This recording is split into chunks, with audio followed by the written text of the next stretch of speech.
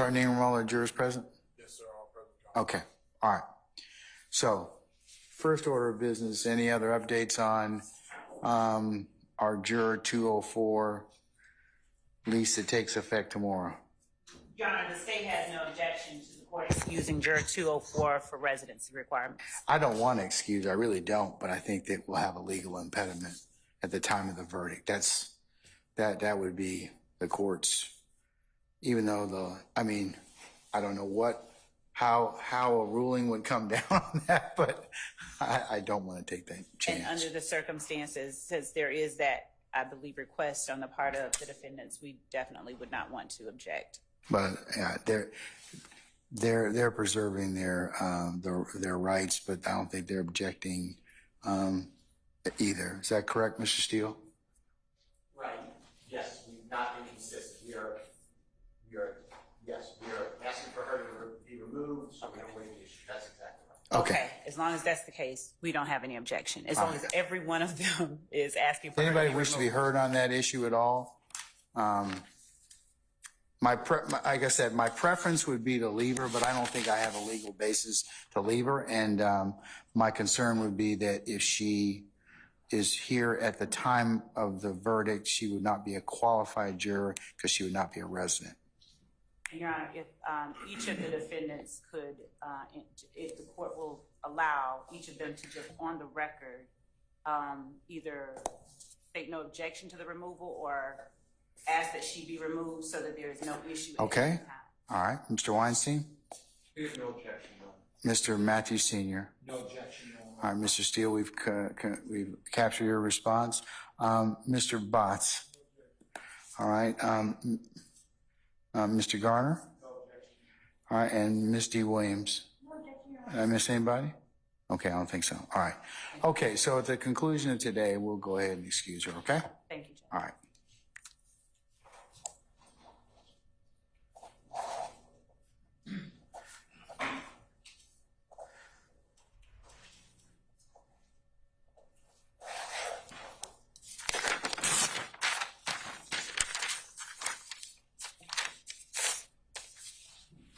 All right. Anything else I need to take up before we call our jurors? This report, Judge, with respect to the system outage that has occurred, as the court is aware, You talking about Odyssey, or what are you talking about? I'm talking about the internet, the ability for the defense bar to be able to access the internet and be able to grab and capture our files, to be able to do our legal research. It's my understanding, of course it hadn't been confirmed, but I believe the district attorney's office is on their own network, private network, so they're able to access, whereas we are having to depend on hotspots which are spotty, which are sometimes shaky in terms of being able to keep the connectivity. So we are asking, as the defense bar, to be able to allow IT to come in and perhaps put a hotspot here in the courtroom or something of that nature so that we can have access to the internet at all times, Judge, respectfully.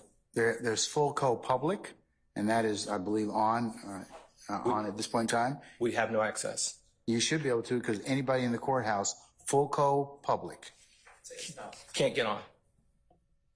And we haven't been able to get on all week. Because I'm on it right now. Yeah. And I'm on my device. We can log on, Your Honor, but we can't get internet access through through that Wi-Fi network.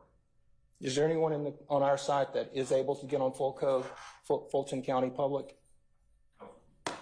All right. I can do that. That's because that's open to the public. That is what everyone who comes in the courthouse, to include the courthouse crowd, unless we have know that the each chambers has a secure system. Right. So it's not working for us. Fulton Public is not working. It hasn't worked. It has to put on the record. It has not worked all last week, and it hasn't worked any this week. Your Honor, one of our team members was able to get on in the hallway, I believe, but here it's just not working. I can make a phone call, but that's the best I can do in terms of checking the access.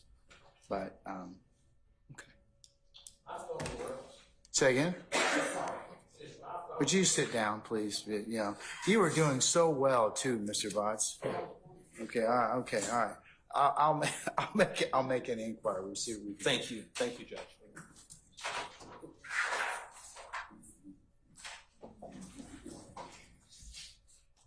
All right.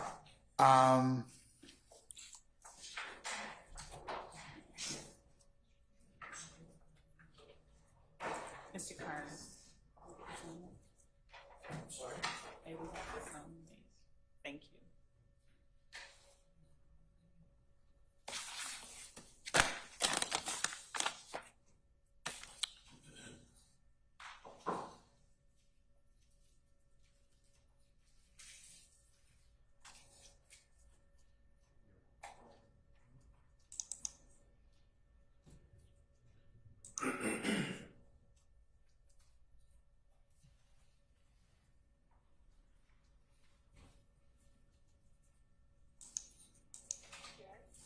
Yes, ma'am. When you get a chance, can you call Aaron and find out if he can troubleshoot the Wi-Fi here in down in C?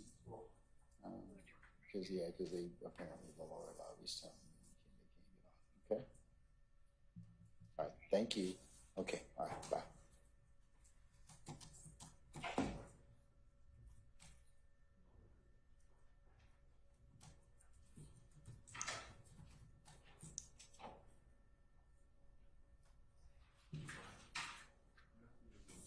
Okay, I've made a call, Mr. Matthews, and we'll see what we can do for you, okay? All right, Ms. D. Williams, do you have your order? Or has it been entered as, prepared and entered as of yet? I can still talking with GPDC. They're trying to figure out Okay, imminent, Monday, Tuesday? that's depending on GPDC. When we have our break, can you call and find out, tell her that I asked about, about the order? Yes. Or if you'd like, just to loop, send an email or have your lawyer send an email and loop me in on it so I can do a reply all. Yeah, because then, people might be more interested if they know that I'm interested. Right. Okay, all right. So I would just invite you to do that. Maybe we can close the circle on that. Okay, all right.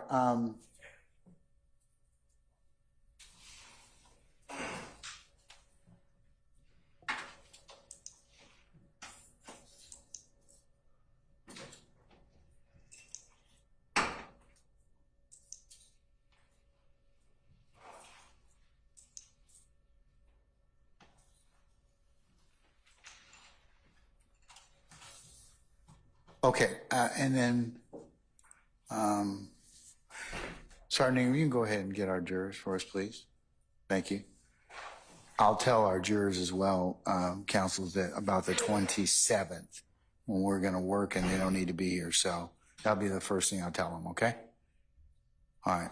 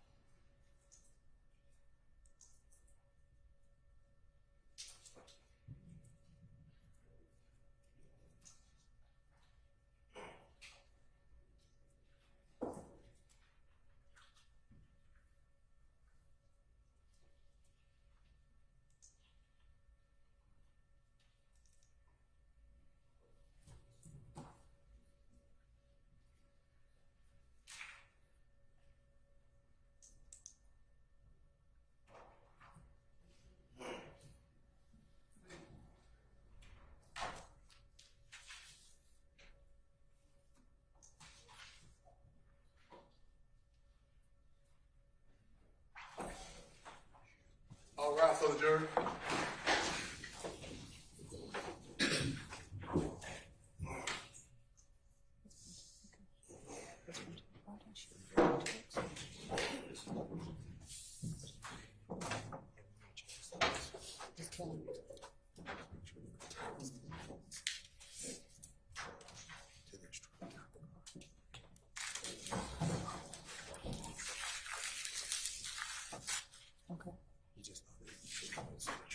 Okay. All jurors present account for. Ladies and gentlemen, please be seated.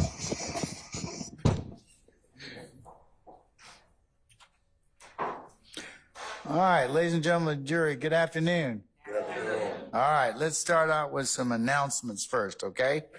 All right. We're going to work till probably around a little before 4 o'clock, and then we're going to, that'll be our work day for today, okay? Monday,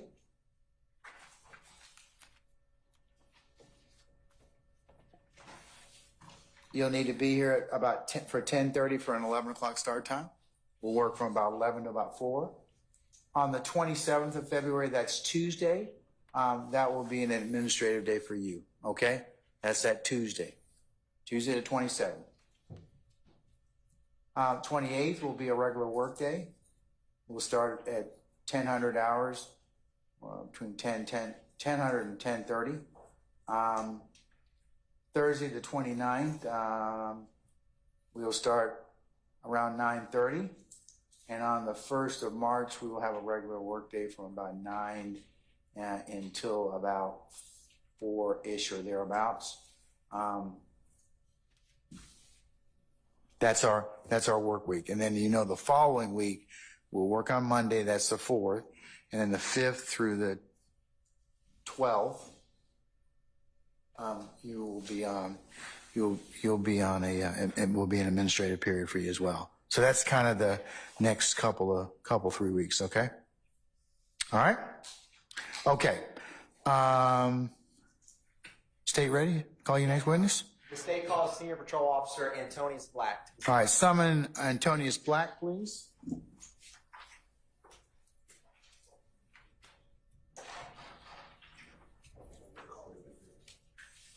Officer Black, good afternoon, sir.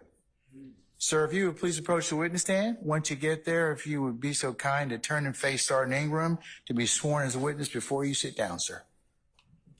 Raise your right hand. Swear first, just want to give the truth, whole truth, nothing but the truth. Yes, sir. I see. State spell your first and last name for the course, please. Senior Police Officer Antonius Black. First name spelling Antonius.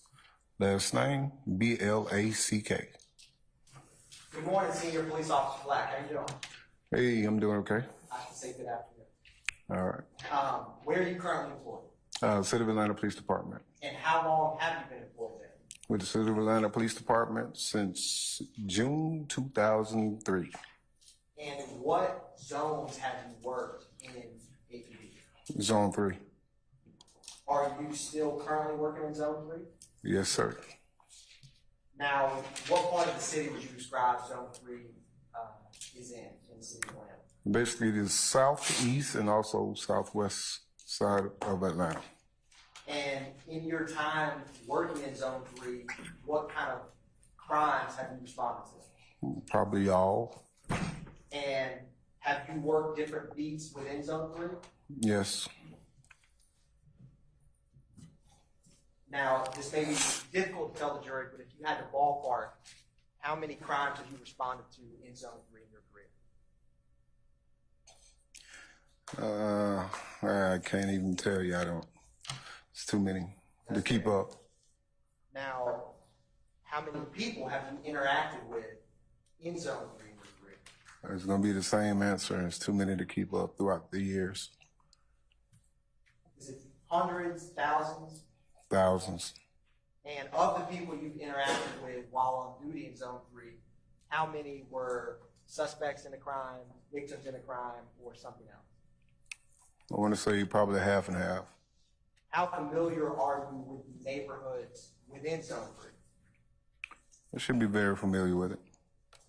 And how would you describe the residents of Zone 3? Are they hardworking people? Yes, sir. And based on your years patrolling Zone 3, are the majority of people in Zone 3 law-abiding citizens? Sustained.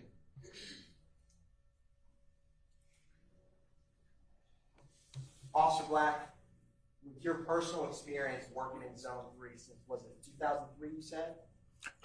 That's when I started with the City of Atlanta Police Department. Went through the academy, got assigned in 2004. How would you describe the majority of citizens that you personally interacted with in Zone 3 in terms of being law-abiding? It's also speculation and relevance. I stay in the objection.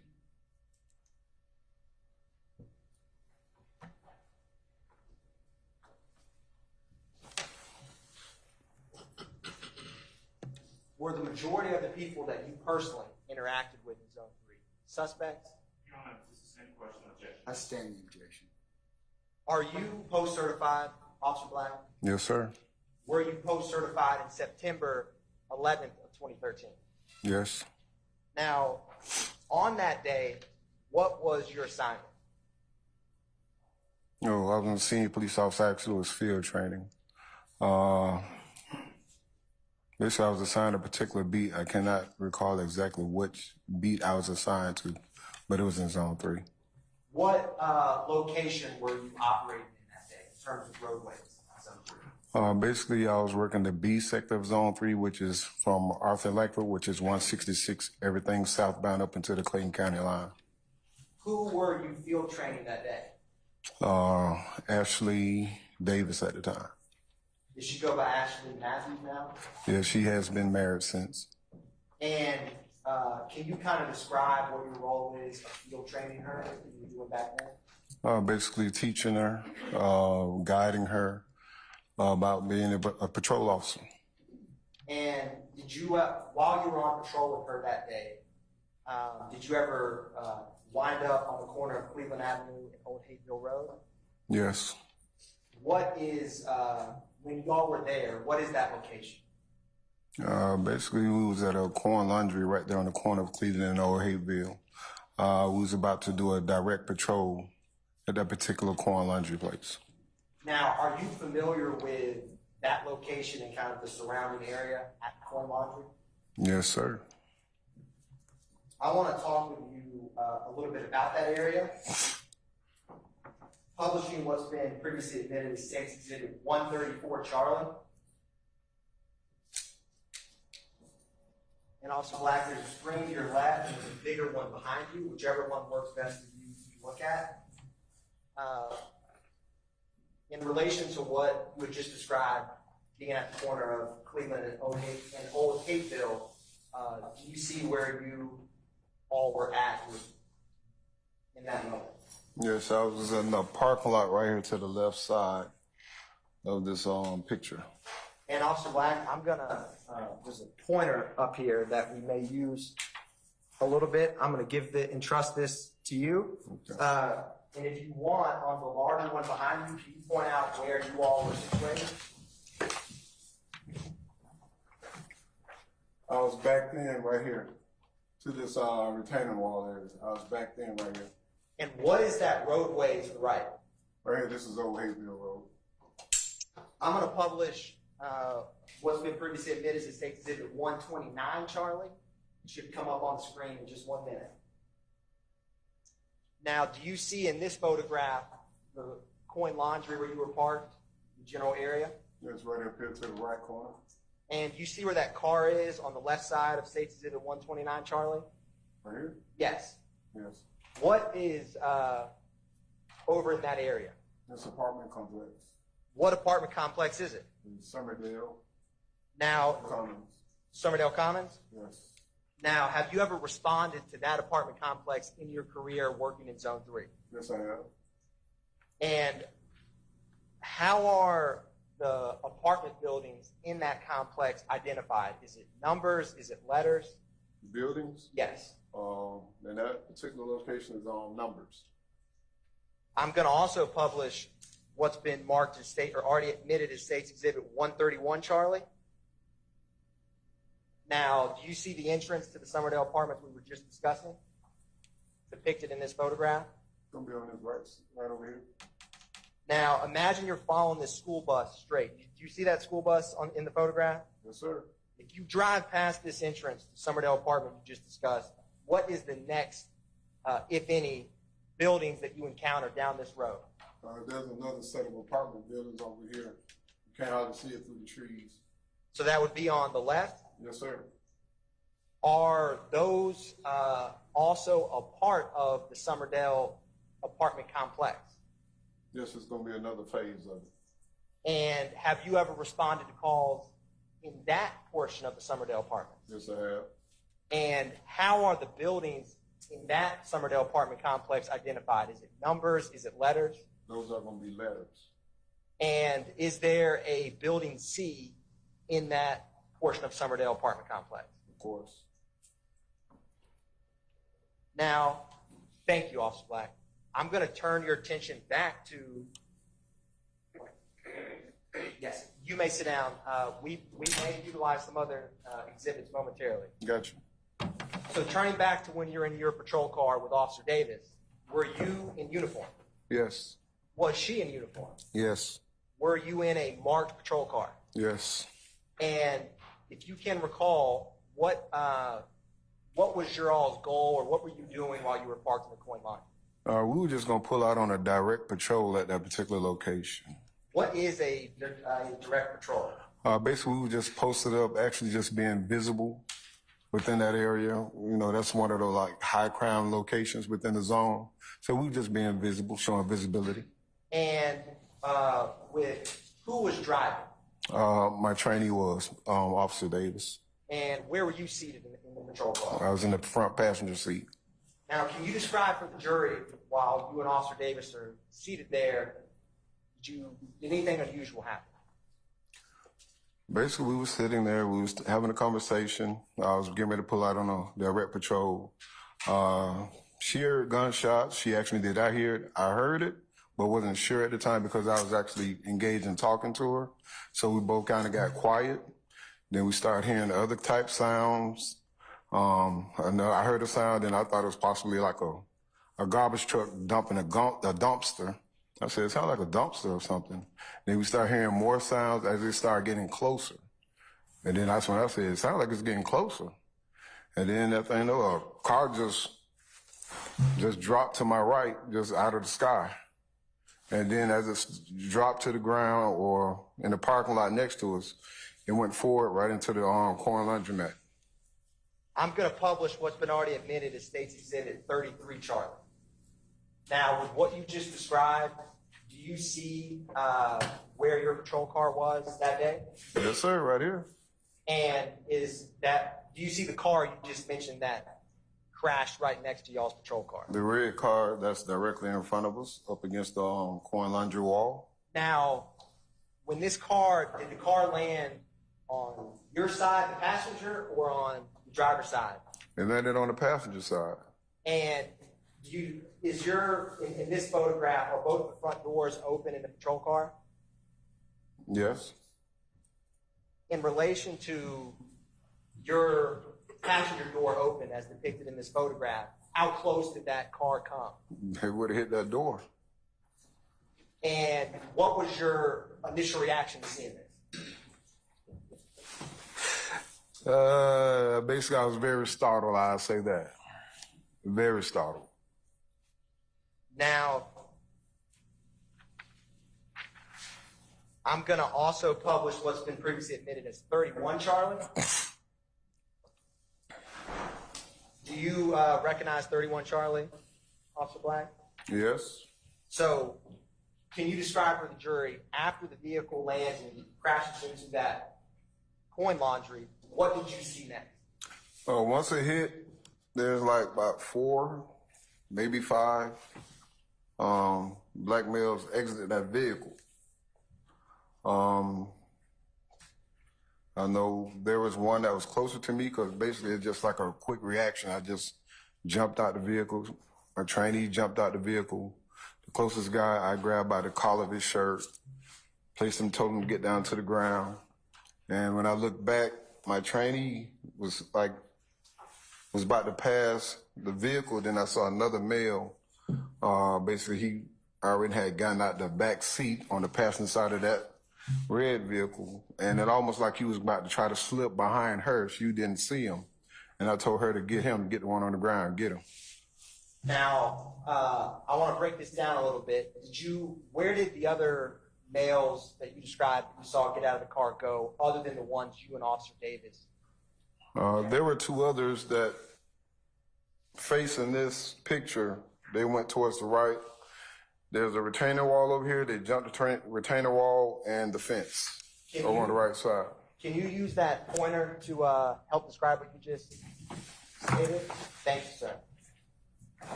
On that side over here, and there go the fence over here. So I got one guy here. The other guy was like right here. She was like right here I guess she was about to pursue the other two that was running. But he was almost slipped behind him, so I told her to grab the other guy that was coming here. And that's where she had him stop right here. And basically, that's where she had him at. And I told him to hold him right there while I had my guy. Now, were the two males who scaled the fence, were they moving slowly or quickly? He was moving, from what I can remember, pretty fast. Now, if you were me facing, say the fence is right in front of me, where this council table is. Mm-hmm. If you were to scale that fence and go immediately to your left, what would you encounter? There's a parking lot over in this area. What businesses are in that parking lot? It's like a, I want to say like a hairstyling place over there. I want to say like a school or something too, but I can't recall. It's a plaza. Have you driven by or been in that plaza before? Yeah, I have answered a call over there, some thefts. They sell wigs, hair supplies, stuff like that. I'm going to publish what's already been admitted as State's Exhibit 132, Charlie. Do you recognize anything depicted in this exhibit, Officer Black? Yeah, this is that same parking lot I just pointed out right here. That's the back fence area right here. Where jump over there on the side. And is this, if you scaled that fence and went left, the area that you would end up at? Yes. Yeah, because that's the corn laundry area right here. And we was on that back side. So if he came to the left, this way he'd end up there. I'm going to publish State's Exhibit 31, Charlie. Now, Officer Black, if you were to scale that fence and go to your immediate right, what building would you run into? Basically, it's like backyards. From here? Correct. Yeah, this fence. Well, the car right here went through whatever fence that was right here. But there's some more fences over here. You would have jumped in the backyard. So it's like, I want to say 3 houses. What's on the other side of those houses? The apartment phase, the other phase of Summerdale Commons. Is that the phase of Summerdale Commons that uses numbers or letters for the building? The letters. Could you get there on foot if you scaled that fence? Yes, you can.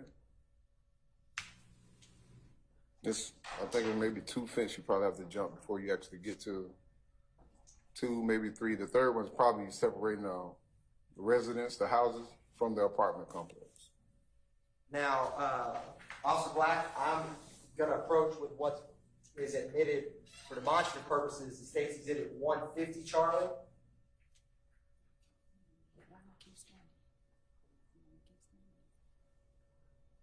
Oh, you may take a seat momentarily. Thank you. All right. Now, take a look at that and let me know once you've reviewed it.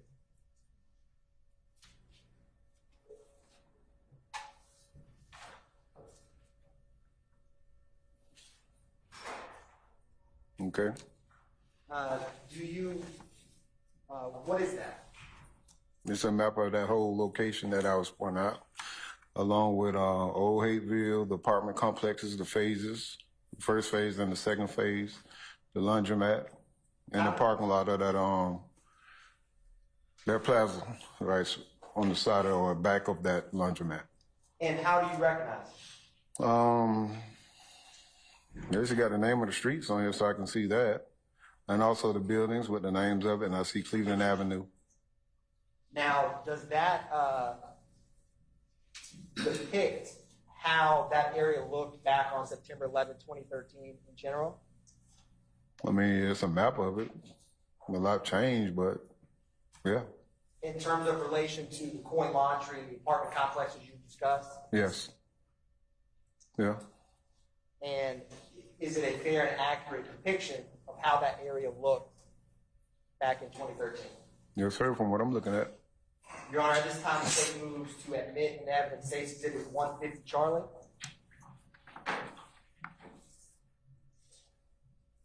Any objection to States 150, Charlie? Judge, can I take a look at what Certainly, witness ma'am. has, please? May I step up? Yes.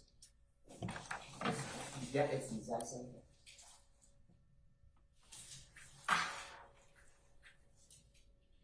I do have an objection, Judge. May I put some questions to the witness in regards to this What's your objection, sir? foundation? Overruled. All right. You can ask him on cross, okay? All right. All right. Can I state on the record, or can I step up and put my complete objection on the record in regards to why there's a lack of foundation? He's laid a foundation. I concur. So I'm gonna overrule your objection at this point in time. Understood. As for Do you have another objection you'd like to pose? No, the base of the objection is foundation. Okay. I do not believe he's laid a proper foundation for this photograph. All right, I'm overruling that objection. Okay, sir? As for continuing objection. Okay, all right. So noted. All right, go ahead. Thank you, Your Honor. I'm going to admit States 150, Charlie, may be published as you see fit for demonstrative purposes. Thank you, Your Honor. The state is publishing State's Exhibit 150, Charlie.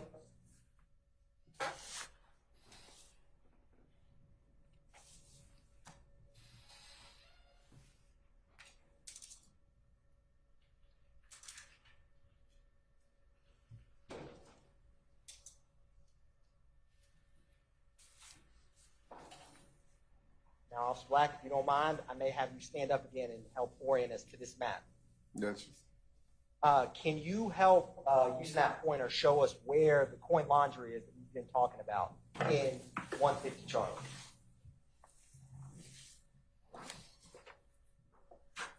It's right over here.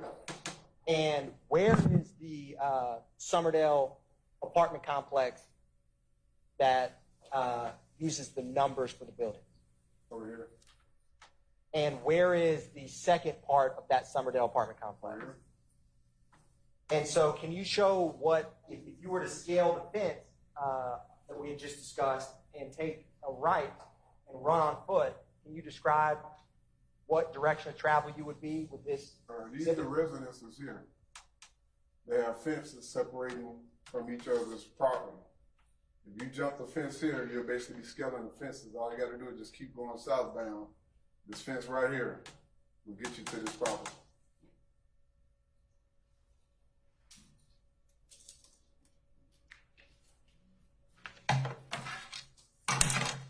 Now, Officer Black, were either of the two males that hopped that fence ever detained that day?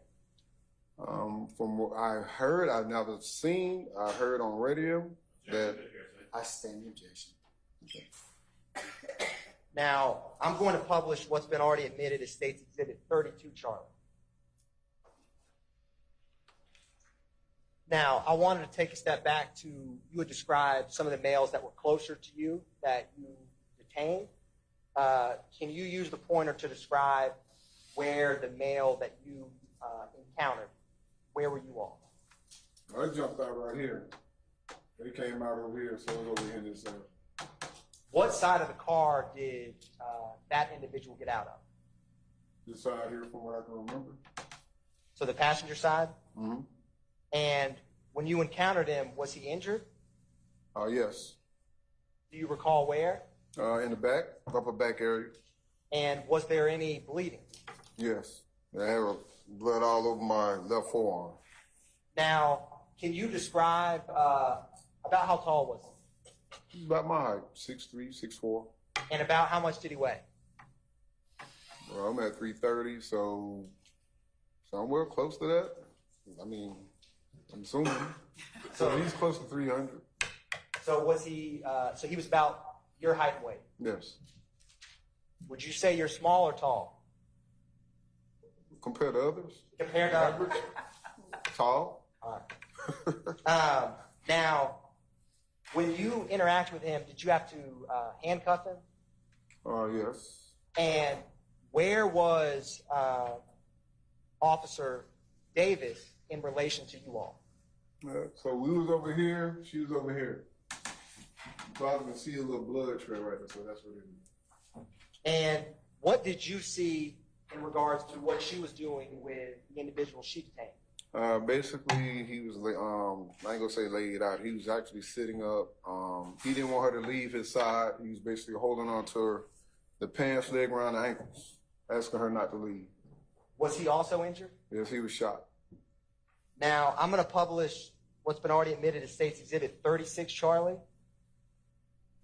Officer Black, with 36 Charlie, what are those on the ground? What is that red marks on the ground around this car? There's blood over here. And do you know, in relation to the suspect you encountered, where this blood came from? Those This pools? one from what my trainee had, because this way he came, this way he was sliding at. She was like going in this direction. I saw him like going behind her, so that's when I told her, get him. But she didn't see him at first. Did it initially appear like he was trying to get away? To me, because as she was going this way, he was coming this way like he was trying to go behind as if she wasn't paying attention. So if she didn't see me, I'm going to try to, if I was him. That makes sense. I'm going to publish also what's already been admitted as 38 Charlie. Is this another depiction of what you were just discussing with the blood on the ground? Yeah. This way he was going right here. And she was like coming in this area. I'm going to publish what's already been admitted as 39 Charlie. Is that a close-up of those?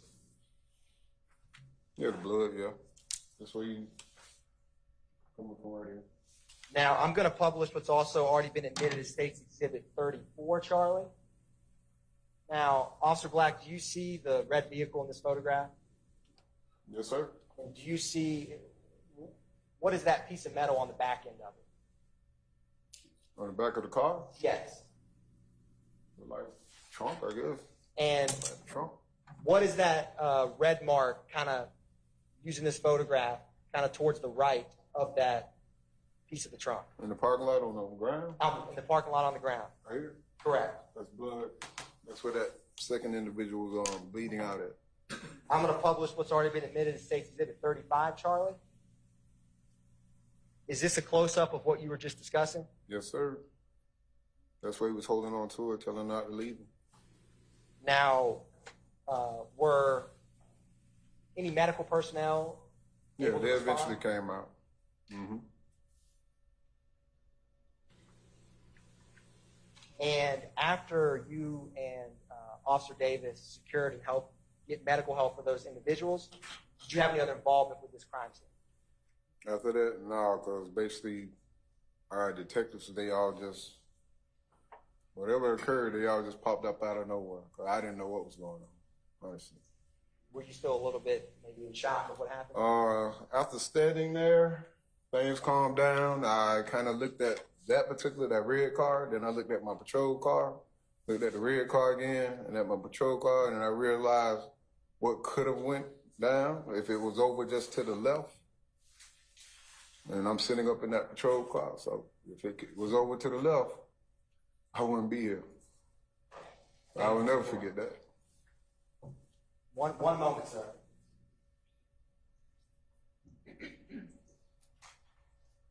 Now, Officer Black, do you wear glasses? Yes. Oh, you may sit down. Thank you for your patience, Officer Black. Now, do you wear glasses is that for distance vision? Yes, Were you wearing glasses on September 11th, 2013? of course. Did you have them on when the car dropped out of the sky and landed next to you? Yes. Did you have them on when you saw the 4 to 5 black males run from that car after it hit the wall? Yes. How far were you from the red car when you saw the 4 or 5 black males run? Basically, probably just I can't say if I was still in the car, my patrol car, or I was jumping out. That part I can't remember exactly. And I'm gonna publish State's Exhibit 31, Charlie, and ask you one last question, Officer Wagner.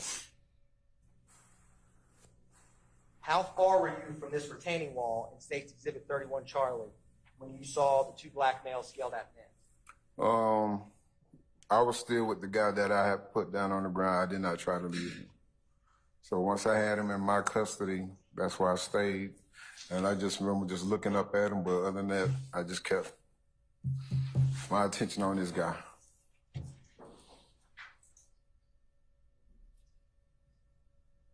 And did you have on your glasses when you saw them scale the fence? Yes. Thank you, Officer Black. Cross. Right answer.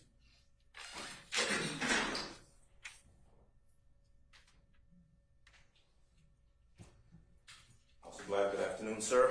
Hey, how you doing? I am good. I'm good. You and I have met before, right? Yes. About a day or two ago, we had a chance to chat outside. Yes. And you were kind enough to discuss with me your recollection of things that happened back in 2013. True? Yes. All right. I think, and you tell me if I'm right or not, that we also talked about the description of the individuals that you saw on that day. Remember? Mm-hmm. And specifically, we talked about the gentleman that you grabbed a hold of, the guy who had had the injury to the back. Yes. And just to be clear, he had a gunshot to the back, right? Yes. Okay. And the other guy who was on the ground next to the car that was I guess apprehended by Officer Davis was also suffering from a gunshot wound. Is that right? Yes. Okay. As a matter of fact, those pictures that we saw up a little while ago with all the blood stains, that's where I think he used the word bleeding out. That's where your guy was bleeding out on kind of the left side, the back of the car, right? My guy? Yeah. Yeah, he was bleeding in the back. Right, but in Well, terms her of, guy was the one that was doing all the bleeding. So he was the one on the ground. yes. The guy that you actually, let me back up a little bit, okay? Let me kind of start from the beginning. You and Davis are sitting in the car, right? Yes. This car comes kind of flying out of nowhere, lands on the ground, and ends up smack against the laundromat. True? Yes. Okay. You see individuals get out of the car Yes. and run, right? Your description or your recollection is that it's 4, maybe 5 individuals, right? Yes. Okay. The person who Officer Davis ended up apprehending or interacting with, that person got out of the rear passenger seat of the car. Is that right? That's where I seen him at, yes. Okay, that's where you saw him in. Fair to say that person didn't get very far. No. All right. The gunshot that he had was it to the leg, the groin area, something like that? Yeah, it was to the groin area now. Which side, I can't say. Okay, but he wasn't very mobile. True? No. Okay. All right. So we know that guy who was in the car is out and he's laying on the ground. He had on a red shirt, did he not? I don't remember. Okay. All right. The guy who got out of the car that you grabbed a hold of, where was he in the car? Do you recall? No, I don't recall if he was in the front, back, not sure. Okay. But he was a big guy. Yes. He was easily over 6 feet tall. Yes. Now, I heard 300 pounds thrown around a little while ago. He was in the area of about 300 pounds. Close. You can be 280, 305, 310, He somewhere. was a big guy. Yeah. You're a big guy. Yeah. I think you told me the other day, you're a little bigger now than you were back then. Back then you were kind of slimmer, trimmer, that sort of thing. My words. You were Yeah. smaller. Well, I'd say more toned. Toned. Yeah. All right. You've gotten thick fine over there. Okay. Anyway, but he was a big dude. Yeah. And he had a gunshot to the back. Mm-hmm. And he was bleeding as well. Mm-hmm. I In think it was fact- close to like the shoulder blade areas. Okay. One of the things I think you testified to, and maybe you told me also, is that you were holding him, and it was after a while that you realized you had blood all over your arm that was coming from him. From Yeah, his from when I gunshot. grabbed him to the back of his collar. He had on a blue shirt. He was like a light blue. Okay. So we've got the guy on the ground with Davis, who has on a shirt. You don't remember the color, right? But you know that the big guy who got out of wherever in the car he got out, he had on a blue shirt. Okay. Now, there were other individuals, you said 4, maybe 5 altogether, right? But at least 2 others you saw go towards the right of where the car landed, right? Yes. All right. Would I be correct in saying that you don't really you can't recall a good description of those individuals? No. If I were to ask you what they were wearing, you couldn't recall? No, sir. If I were to ask you what they looked like, hairstyle, that sort of thing, you couldn't really recall? No. Okay. All right. Were you aware of someone else with a blue shirt being apprehended somewhere around the corner? No. Okay. The vehicle that was crashed against the laundromat, it was kind of a small car, right? What was it, an Altima? I don't remember the make and model. It wasn't a big car. No, it wasn't no big large sedan though, but Okay. 4 doors. Okay. It's fair to say that your role in this kind of started with that car coming over and dropping there on the ground, and ended with you and Davis kind of interacting with and apprehending these 2 individuals. Yes. You didn't conduct any additional investigation. No. Right? Oh, the laundromat. You're familiar with that laundromat, and you were familiar with it back then, right? Mm-hmm. Are you aware of whether there are cameras in that laundromat, or in or around that laundromat? No, I don't recall. Okay. Not saying that they're not, you don't recall. No. Okay. And granted, this was a little over 10 years ago. Fair? Mm-hmm. Okay. Would I be correct in saying that you're not sure about whether or not there were cameras on the side of the laundromat closer to that, what you described as a retaining wall? Mm-hmm. All right. Did you have any interaction with the other detectives or investigators who showed up on the scene? I mean, they all showed up on scene. We was all right there in the parking lot. Okay. And I was just trying to find out what was going on. Okay. Did you have any conversations with any detectives or any other officers about getting video from the owner of the laundromat? No. Did you have any conversations with that? No, I don't recall any. No. Did you talk to, or do you know Officer Detective Quinn? Mm-hmm. Did you see him on that day? I don't remember. Okay. What about Velasquez? You know Velasquez? Yes. Okay. Did you have conversation with him on that day? I don't remember. Okay. There is a crime scene, well, was there a crime scene unit that showed up on the scene? Yes. Okay. You would not have had any interaction with the crime scene unit, correct? No, I really don't have no recall of that either. All I remember is just dealing with what we was dealing with right there, but as for investigation purpose-wise? Wasn't you? No. Okay. All right. You don't know what happened before that car came sailing out of the sky, right? What was going on with the car? No. Okay.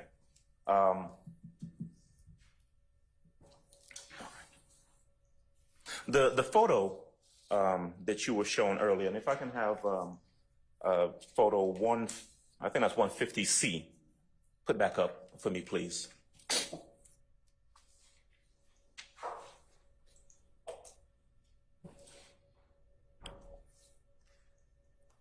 All right.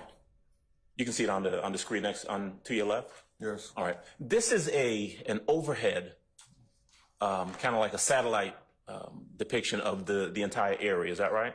Yes. This is you would agree with me. This is a depiction from the common day, from today, from the 2024, right? With the green trees? Yeah. Well, okay, maybe. Some will be wintertime now. All right, let me put it this way, right? It is wintertime, and trees aren't green. Yes, this is not what the area looked like back in 2013. Is it fair to say? I mean, a little difference. I know it used to be a McDonald's, but I can't remember if the McDonald's was there then either. Okay, fair to say that looking at this picture, you know it, and you know the area because you've patrolled that area. You've been there since 2004. Yeah. Okay, so you can look at this photograph and you can say, well, that's the Summerdale Commons apartment complex, and you can see where the Skyline Laundromat is. But the truth is, as we're looking at it, you can't see the fences that you're talking about that you'd have to navigate to get from one location to the next. True? Yes, that's true. Okay. And although we see Cleveland Avenue, we see you see what the red pin, whatever they call it, is. All right. That's essentially indicating where the entrance to that part of Summerdale Commons apartment is, right? Mm-hmm. Right. But it's fair to say that you can't see, like you see where the laundromat is, but you don't see the houses that are obscured by the trees right in front of the laundromat, right? I can see two. Okay, you talking about the ones with the red tops? There's a space, but I'm not sure. But there's a space. You want me to show it up here? All right, can I approach with the judge? You may, sir. All right, I'm gonna play teacher for a second. I'm gonna use this. Turn around for me if you get a chance, okay? All right, so that's our laundromat, right? No. No? Nope. Where's the laundromat? Where the blue? Right here? There it is. Okay, so that's a laundromat. Yeah. And this is... The tree is covering that parking lot area where we was at. Yeah. Right here, right? Mm-hmm. And then, aren't there some houses like right here? Yeah, I'm thinking that's a house right there in that little space. Okay, but you can't really see that, right? No. Okay, but there's some house. There's a house here. There's a fence here. Yep. And then there's a wall that comes down. That's where you guys were sitting in the car, right? Yeah. Okay. All right.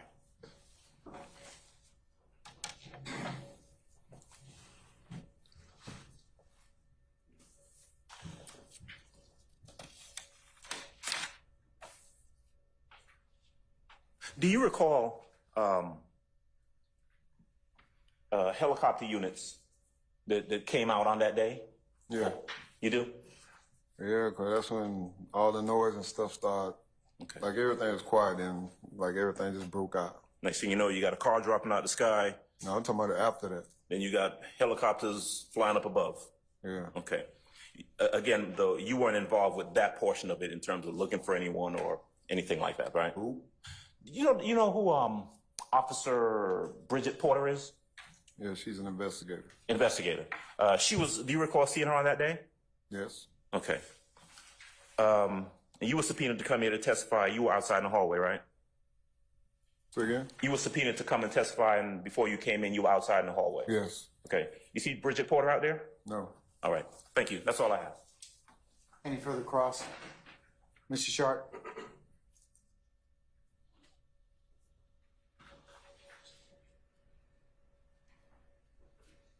Good afternoon, sir. Hey, how you doing?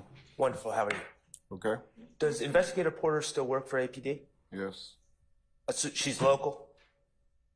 That part, I don't know what department that she's in, but she's an investigator with us, yes. For Atlanta Police Department? Yes. All right, thank you. Anyone else? Any redirect, sir? Briefly, Your Honor. Officer Black, with Stacey's in the 150 Charlie we were just discussing with Mr. Adams, how do you know that you can get from coin laundry to that second portion of the Summerdale apartment complex on foot? How do I know? Yeah. I've seen the fence. Yeah, it's a fence that's basically separating those houses, backyards, that leads right on over to the second phase over there of apartments. And there's a fence that's separating the apartment building and that last house just north of the complex.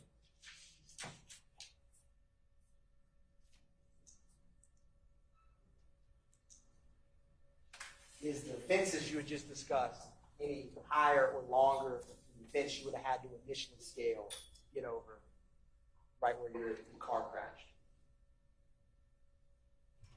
Well, the fence that's at the laundromat, the coin laundry place, is high with wires on it.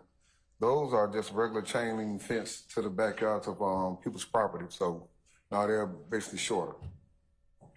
Thank you, Officer Black. No further questions, Your Honor. Anything further, Mr. Adams? I just got one last question. All right. Okay, two last questions. All right. We'll see. Hedging my bets. When you saw the other individuals who got out of the car and went to the right, you don't know where they went to be. All I know, they went to fence. That's it. That's all. Thank you. All right, sir. Mr. Shard, anything else? Anyone else? All right. Anything further, Mr. Atkins? No, Your Honor. All right. At this point in time,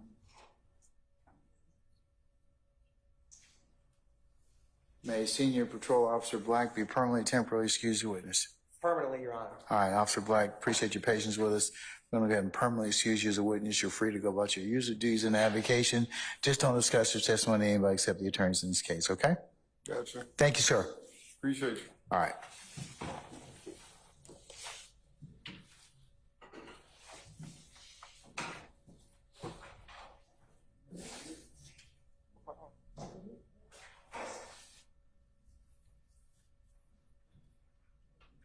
Do you have another witness ready? We do. He's coming down. If the court would afford us 2 minutes to make sure he's downstairs. All right. There he is. He's here. Who you have? Oh. Thank you. And who are you summoning next? State Calls Detective Vincent Velasquez. All right, Detective Velasquez, if you could please approach the witness stand. Once you get there, before you sit down, turn and face Sergeant Ingram and be sworn as a witness, sir. I do.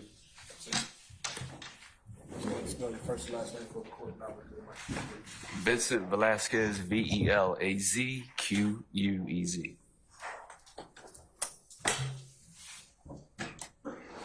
Good afternoon, Detective Velasquez. Good afternoon, ma'am.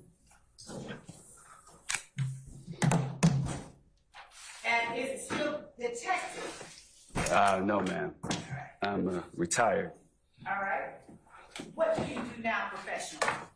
Right now, I am the owner of a security consulting business, Velasquez Consultants. And what do you do as the owner of Velasquez Consultants? So I do a variety of things under the umbrella of the business. I do expert witness work for civil cases, wrongful death, sexual assault, police procedures cases. I do security evaluations.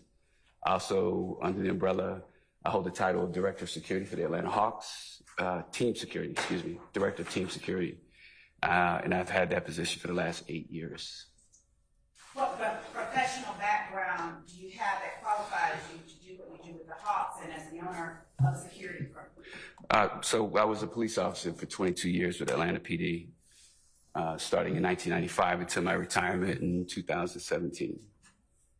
And as a police officer with the Atlanta Police Department, what areas of the department did you work with them? I started my career as a patrol officer working downtown and midtown Atlanta. I did that for about a year, and then from there I went to a tactical drug unit called Red Dog in 1997, and I stayed in that unit for 2.5 years until the year of 2000. I did a brief stint as a background investigator for police applicants for about 6 months, and I was promoted to detective in November of 2000. Went to homicide and have stayed in homicide for my entire career, 17 years, or the rest of my career.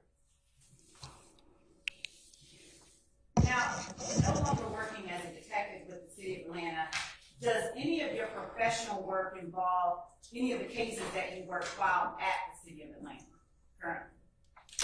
Can you repeat that? I'm sorry. Okay.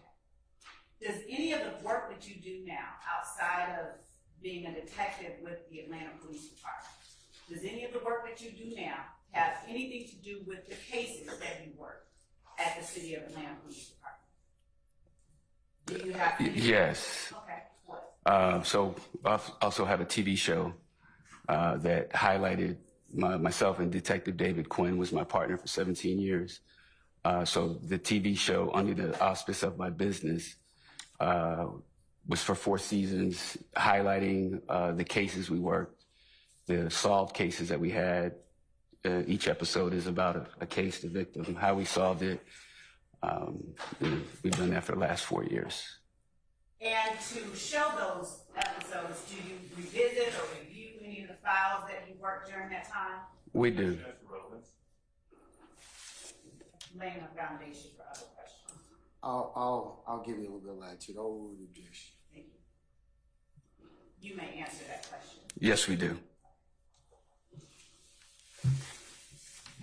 During your time with the Atlanta Police Department, were you certified as a law enforcement officer by the state of Georgia? I was. How long did you retain your certification? Throughout my career, 22 years. Did you ever lose your certification as a law enforcement officer? No. During your time with the Atlanta Police Department, did you work any cases involving the residents of Zone 3 in Atlanta? Yes. Are you able to give a number to how many cases you worked involving residents of Zone 3? Hundreds, over 300. Well, combined from when I was in Red Dog, we were in Zone 3 heavily, and then throughout my career in homicide, cases where I either was the lead detective, assisting detective, or even witnesses to other homicides, residents that lived in Zone 3, so I spent a lot of time in Zone 3. And you said you spent a lot of time in Zone 3. Did you interact with the residents of Zone 3 during that time? Yes. In what ways? Interviews, knock and talks, neighborhood canvases, homicides, actual homicide scenes. Spent a lot of time knocking on doors. Was every person that you interviewed in Zone 3 a suspect in a murder? Oh, no. I'm going to object to relevance. I'll sustain the objection.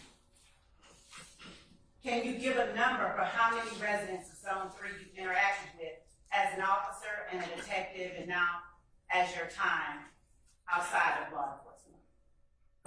If I had to guess, I would say well over 300 or 400 people. And did you ever have occasion to visit the homes of the residents of Zone 3 that you communicated with? Many times. Are you able to give a number to how many homes within Zone 3 that you've had occasion to Your Honor, I'm going to visit? object to relevance. Your Honor, I'm setting a foundation. I can approach. Yeah, could you please? Yes.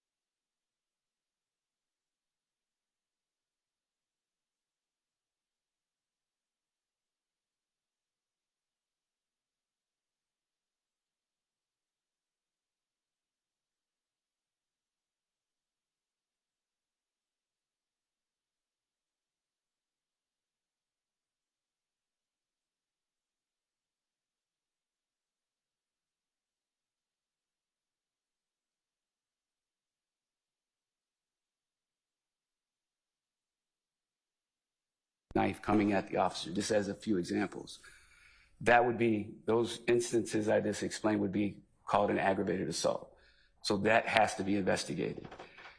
To answer that question, it depends on the detective in homicide. It depends on the complexity of that precipitating crime that occurred. And the example I gave was aggravated assault. There were detectives that were assigned to the precinct. Zone 1 had their own detectives, and they would cover robberies, and they would cover burglaries and thefts and things of that nature, and as well as aggravated assaults. The homicide detective could make the decision, depending on the actual complexity of that particular case, whether they want to handle the precipitating crime investigation or work it in conjunction with the precinct detective. And we were talking Zone 3, so as an example, Zone 3 detective could have worked the robbery or an ag assault, while homicide worked just the police shooting. Or homicide detective can make the decision, I'm going to investigate the entire incident from start to finish. Would the officer who was involved in the shooting be allowed to continue to investigate any alleged crime that led to the shooting? No. Why not? So it's the general feeling that the officer that's involved in the shooting, we have to, as a homicide, have to make a determination whether that officer acted negligently. If that officer did, as an example, I can give you a plain example. There's a threat, officer said, I was fear of my life and I shot. We determined that the threat ended way before the officer shot.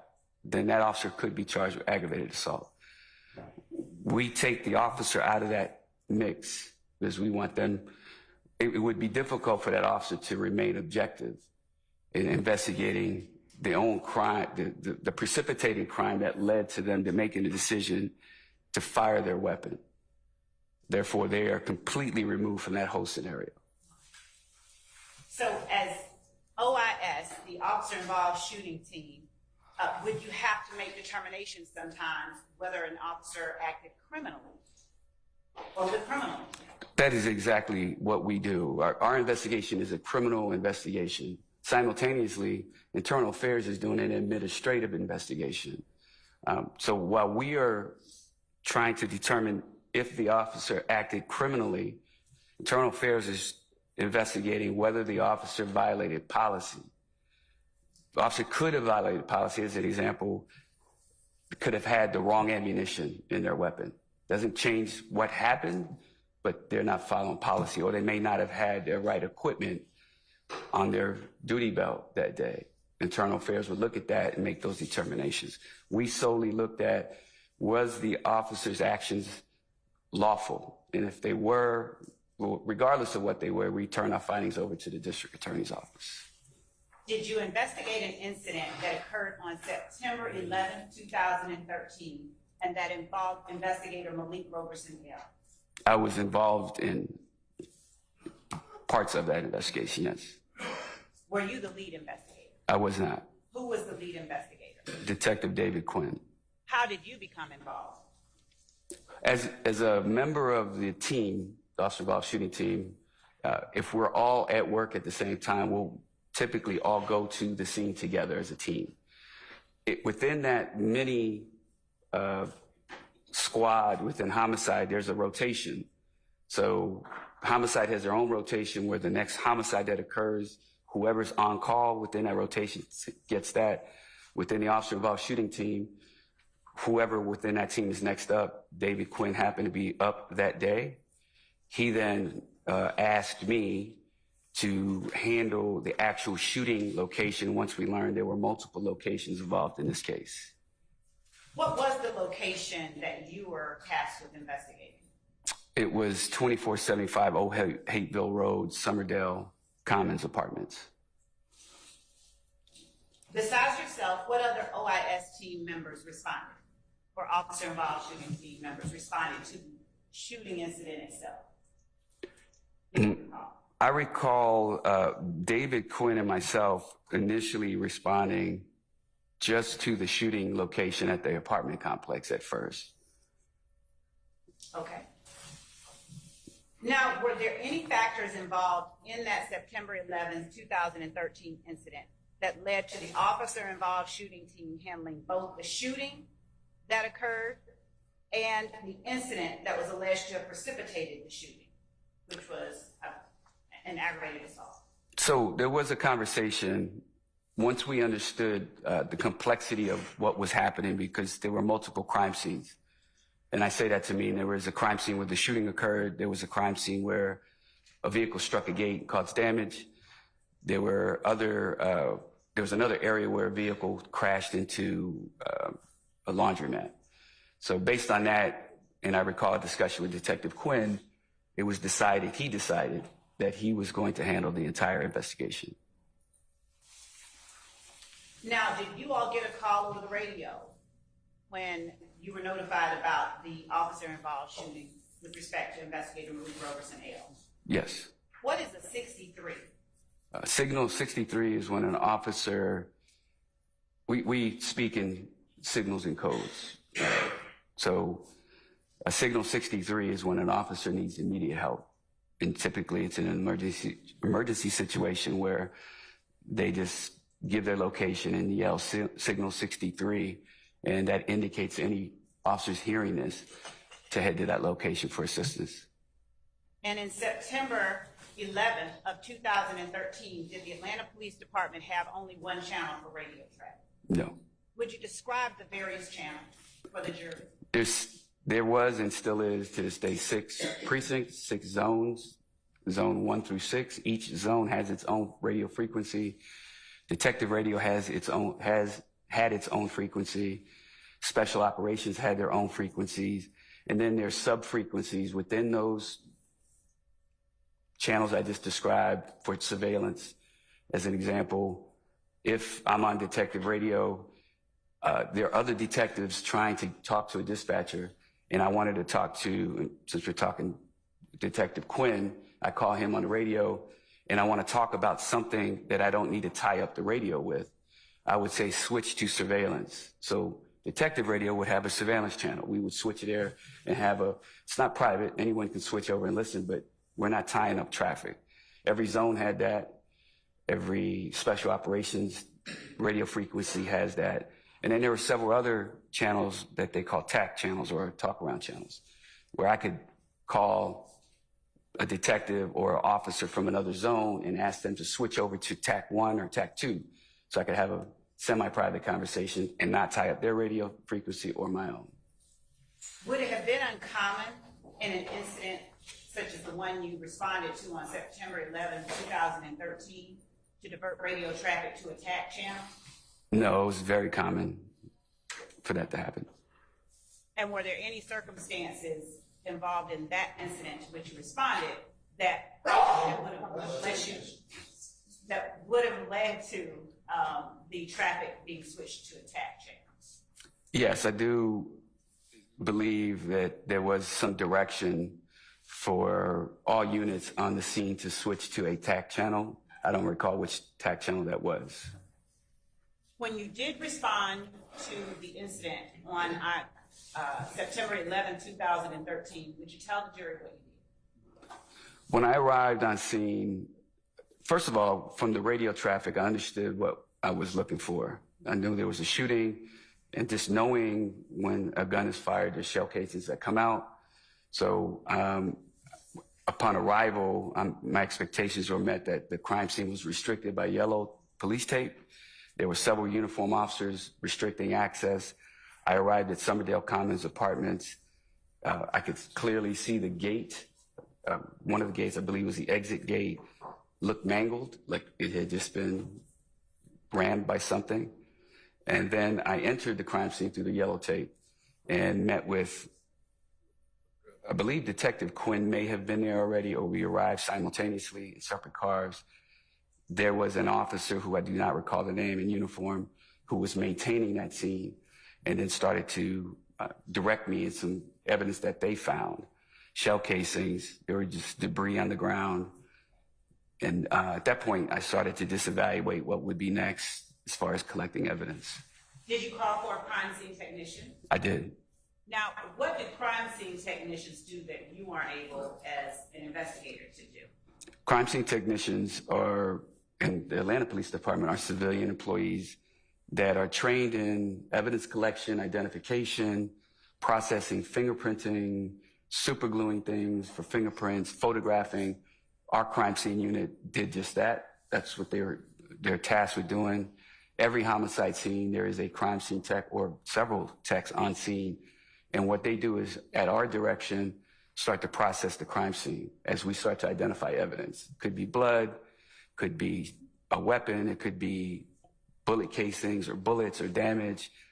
And at our direction, they take photographs, measurements, and then eventually actually collect that evidence physically and take it with them to be processed later. And it could be either processed by themselves, they had their own crime lab, APD did at the time, or send it to the GBI, which is the Georgia Bureau of Investigations, or sometimes even to the FBI. Who was the crime scene technician that you called to assist you on September 11th of 2013? Her last name is Otey, O-T-E-Y. And did Otey carry out duties only? Did she decide on her own what to photograph or what not to, or was that done under your direction? It is done under my direction. However, Otey was a very experienced crime scene technician. We've worked together for many, many years. At that point, I had been in homicide 13 years. So it's not uncommon. And in this particular instance, I did not direct her to take every single photograph.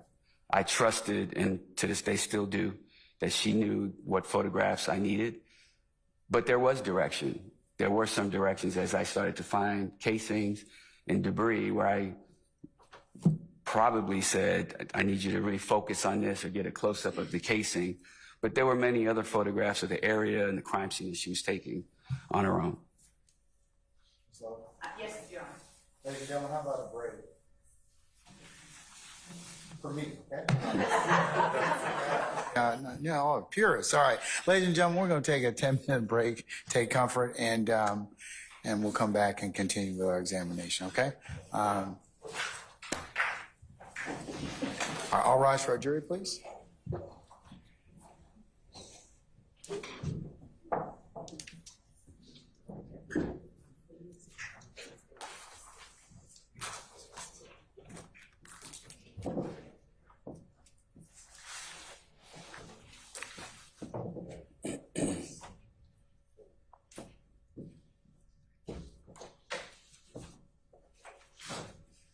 All right, ladies and gentlemen, our jury has left us. Retired Detective Lessons, you can take 10 minutes, okay? Thank you. And everybody else, I'll see you back in 10 minutes.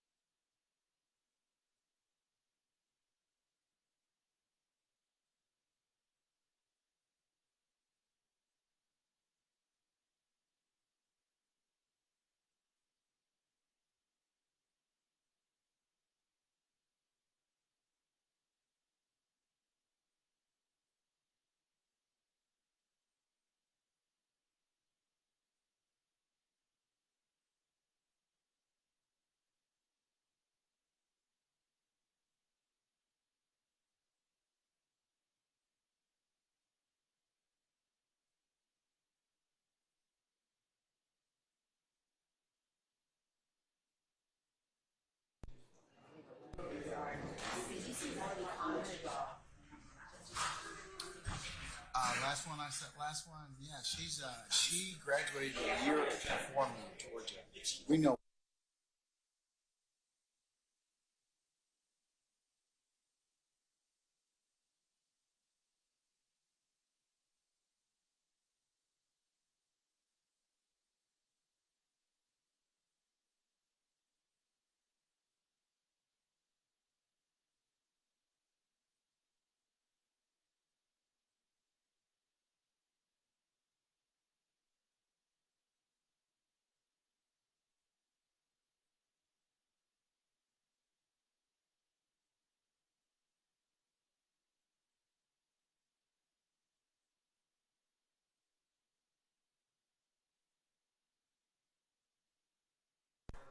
Yep. That's it. Yeah, everybody back. Hey, just IT man, he said he gonna come back and get a dead spot. Time he walk out the door, and jump straight back on. He came back in, cut off. He said, "Gotta be a dead spot somewhere." So he ain't want to interfere what we had going. So when y'all leave, You say it was Mr. Matthews specifically? Okay. That was the problem. He's got a blocking device. Is that it? Okay. Okay.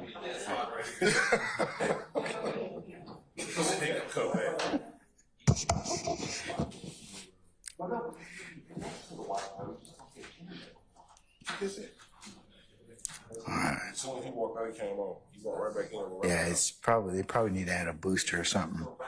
They'll have to, a router or something. Yeah, or a booster. They probably just need to add one in here. All right. Are jurors ready, sir? Yes, sir. Yes, ma'am. You certainly may.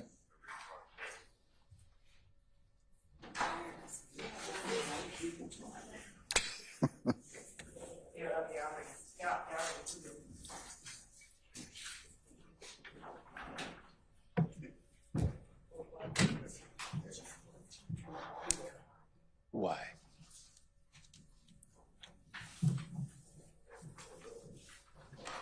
All right, could you summon our jurors for us, please?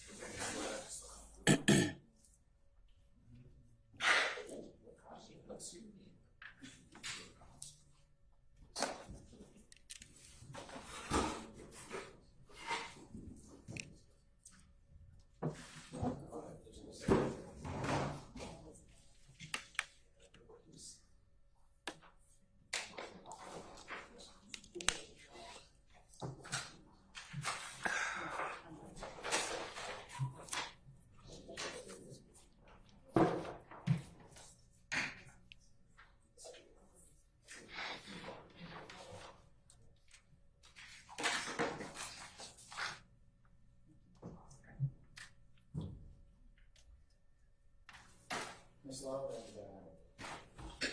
Yes, Your Honor. thanks for representing. Don't have a seat. Oh, hold on.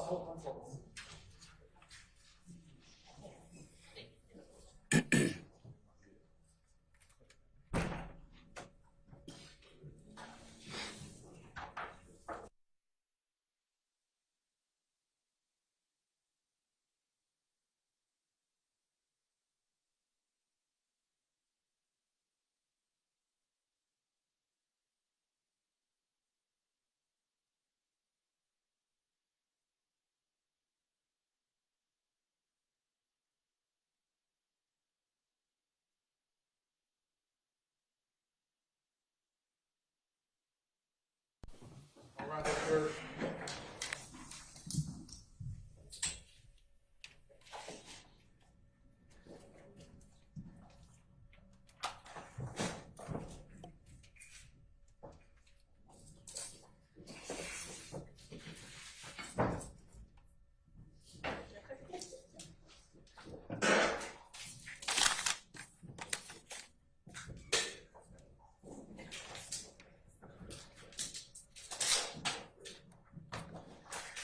All right, ladies and gentlemen, please be seated.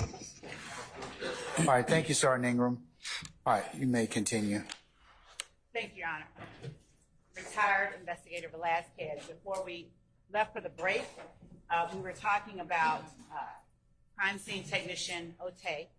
I'm going to approach you with what I have marked as State's Exhibit 41 Charlie through 53 Charlie, as well as State's Exhibit 84 Charlie, which are all photographs previously served to the defense in discovery.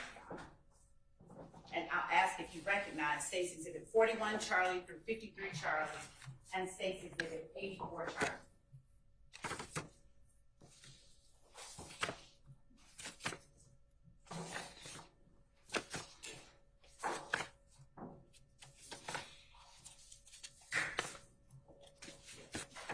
I do. How do you recognize them? These are photographs of the actual shooting scene at Summerdale Commons apartments, parking lots, vehicles, things of that nature.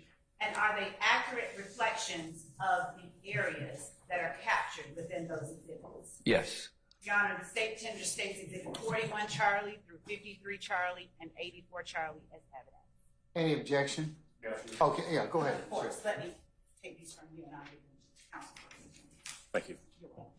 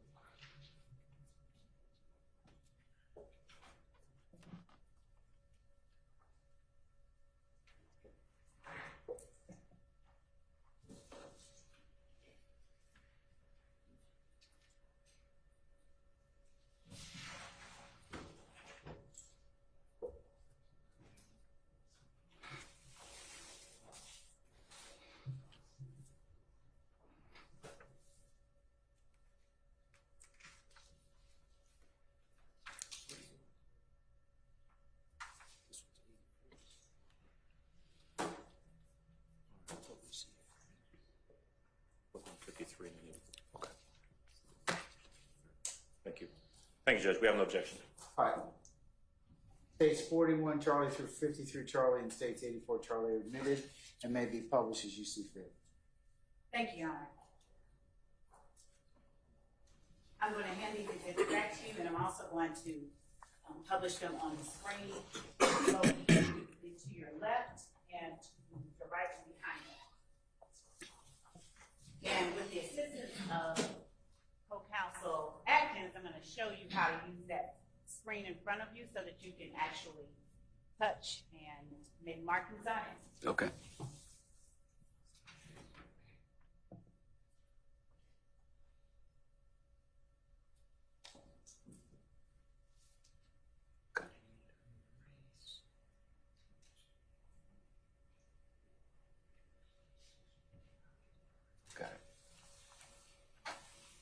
So showing you States 41 Charlie, please tell the jury what we're looking at. And you can also, if it is easier for you, use the larger screen to your right and rear and the pointer that is in front of you to display or to describe what you're talking about.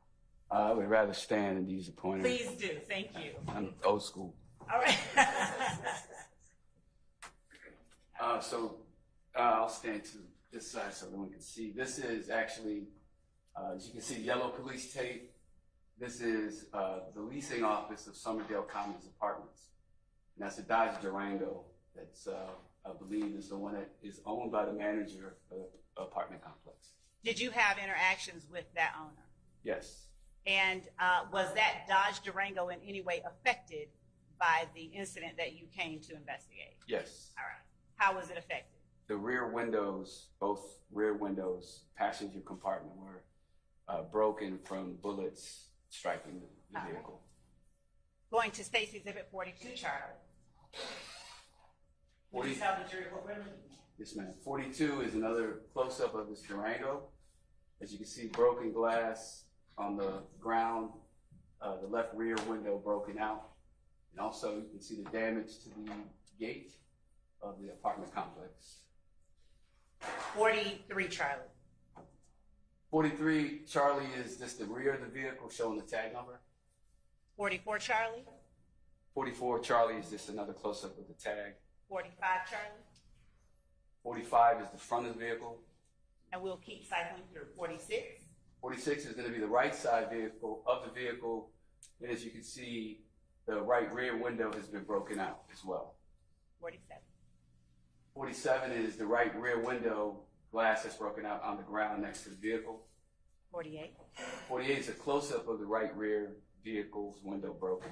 Now, there was no one inside the vehicle at the time that it was shattered, correct, to your knowledge? There was not. No. All right. And 49 Charlie. 49 is just another view of the left rear window broken out of the vehicle. 50 Charlie. 50 Charlie is a close-up view of the left rear window being broken out. 51 Charlie. 51 Charlie is just the glass on the ground in front of the left rear window. 52 Charlie. 52 Charlie is another close-up of the same glass. 53 Charlie. 53 Charlie is a view of the inside of the vehicle from the left rear with the door open, looking out of the right rear window of the vehicle. And 84 Charlie. 84 Charlie is the left rear door of the vehicle open and glass from the window on the floorboard of the car. Thank you. I'm going to now show you State's Exhibit 54 Charlie through State's Exhibit 77 Charlie, which are photographs that I would like for you to take a look at. You may have a seat.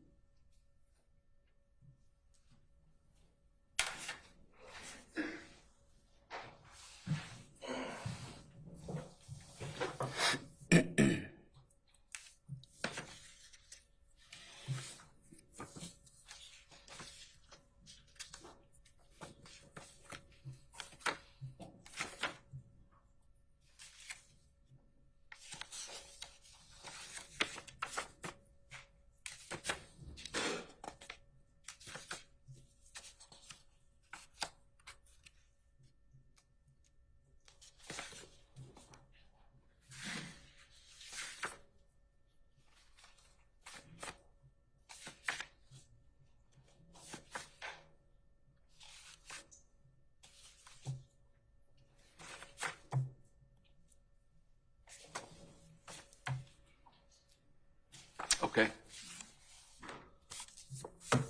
Looking at State's Exhibit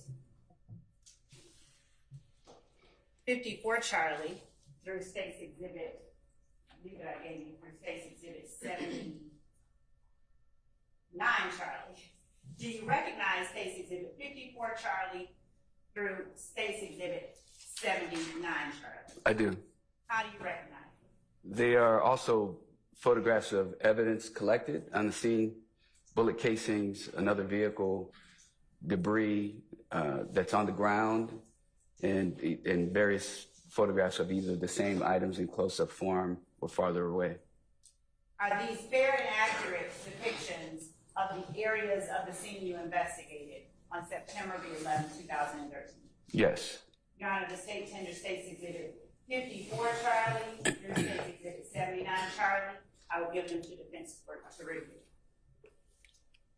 Let me just take a moment to review them, Judge. And for the record, we're happy to review anything else.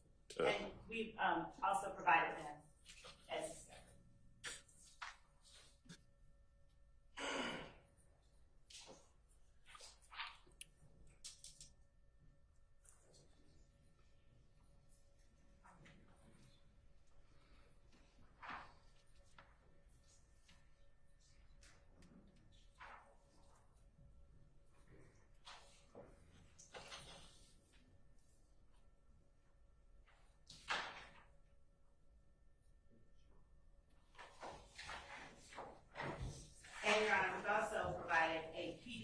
All of these exhibits and the numbers to defense counsel prior to this examination.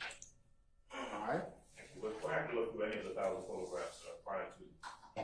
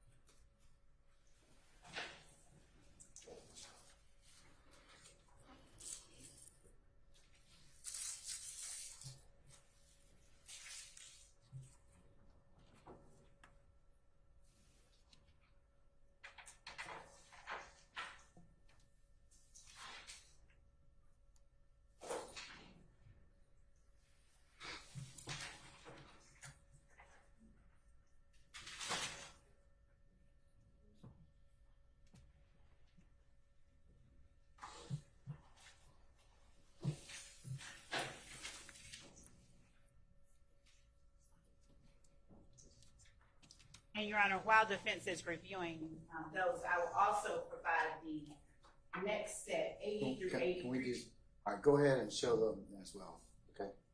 3 Charlie and 85 Charlie through 101 Charlie that I will be showing to you. As regards, excuse me, as regards State's Exhibits 59 Charlie through 79 Charlie, we have no objection. It's 54. I think it's 54, Charlie. That's that right? Just, yeah, of course, yes, sir. Absolutely. All right. Through, all right, they're admitted, maybe shown the jury as you see fit. And then what's the next set of documents again, madam? It is State's Exhibit 80 Charlie through 83 Charlie, and State's Exhibit 85 Charlie through State's Exhibit 101 Charlie that they are reviewing now. I will not continue until they've had a chance to look at it.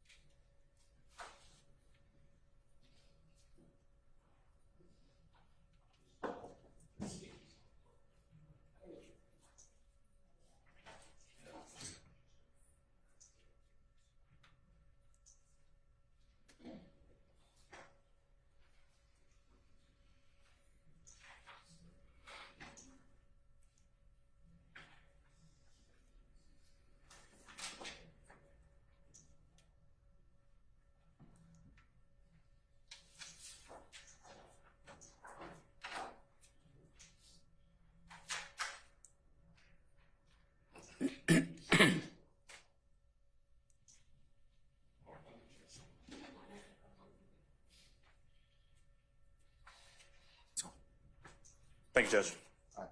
Any objections, gentlemen, from 80 States 85 C Charlie through 101 Charlie? No, we're not going to have any objection to those Okay. or any of the subsequent ones. All right. So States 80 Charlie through 83 Charlie and 85 Charlie through 101 Charlie are admitted and may be published as you see fit. Thank you. And since there are no objections, we'll just keep rolling right along. So,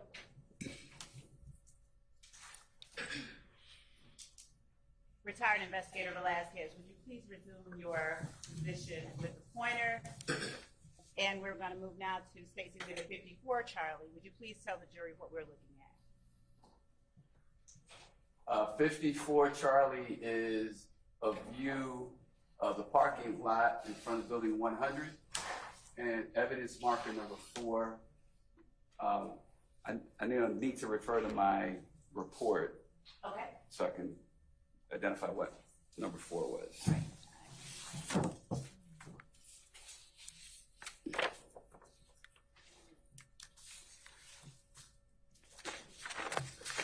I have also marked State's State's Exhibit 117 Charlie, 117 Charlie Alpha, and 117 Charlie Delta, I will ask you if this is a crime scene diagram that you I'll refer to that. you created. It is. Is that an accurate reflection of the crime scene diagram that you created to depict this crime scene?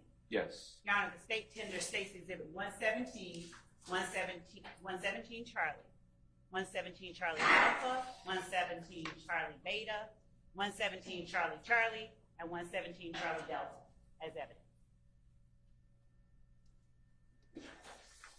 The defense looked at it as much.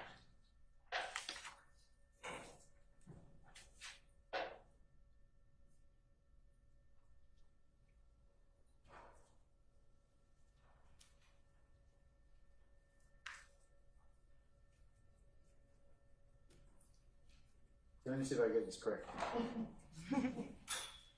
117 Charlie. Your Honor, 117 Charlie was the first one that That's not what you said. it is not. My apologies.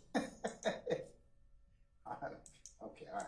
So, 117 Charlie, 117 Charlie Alpha. What was the next one again? 117 Charlie Beta. Charlie Baker. Baker? Or Bravo, actually. Bravo. So Charlie Bravo. And then what's the next one? 117 Charlie Charlie. And 117 Charlie Delta.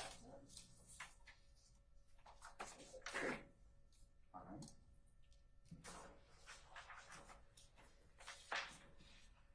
Any objection, Mr. Adams? No, sir. All right.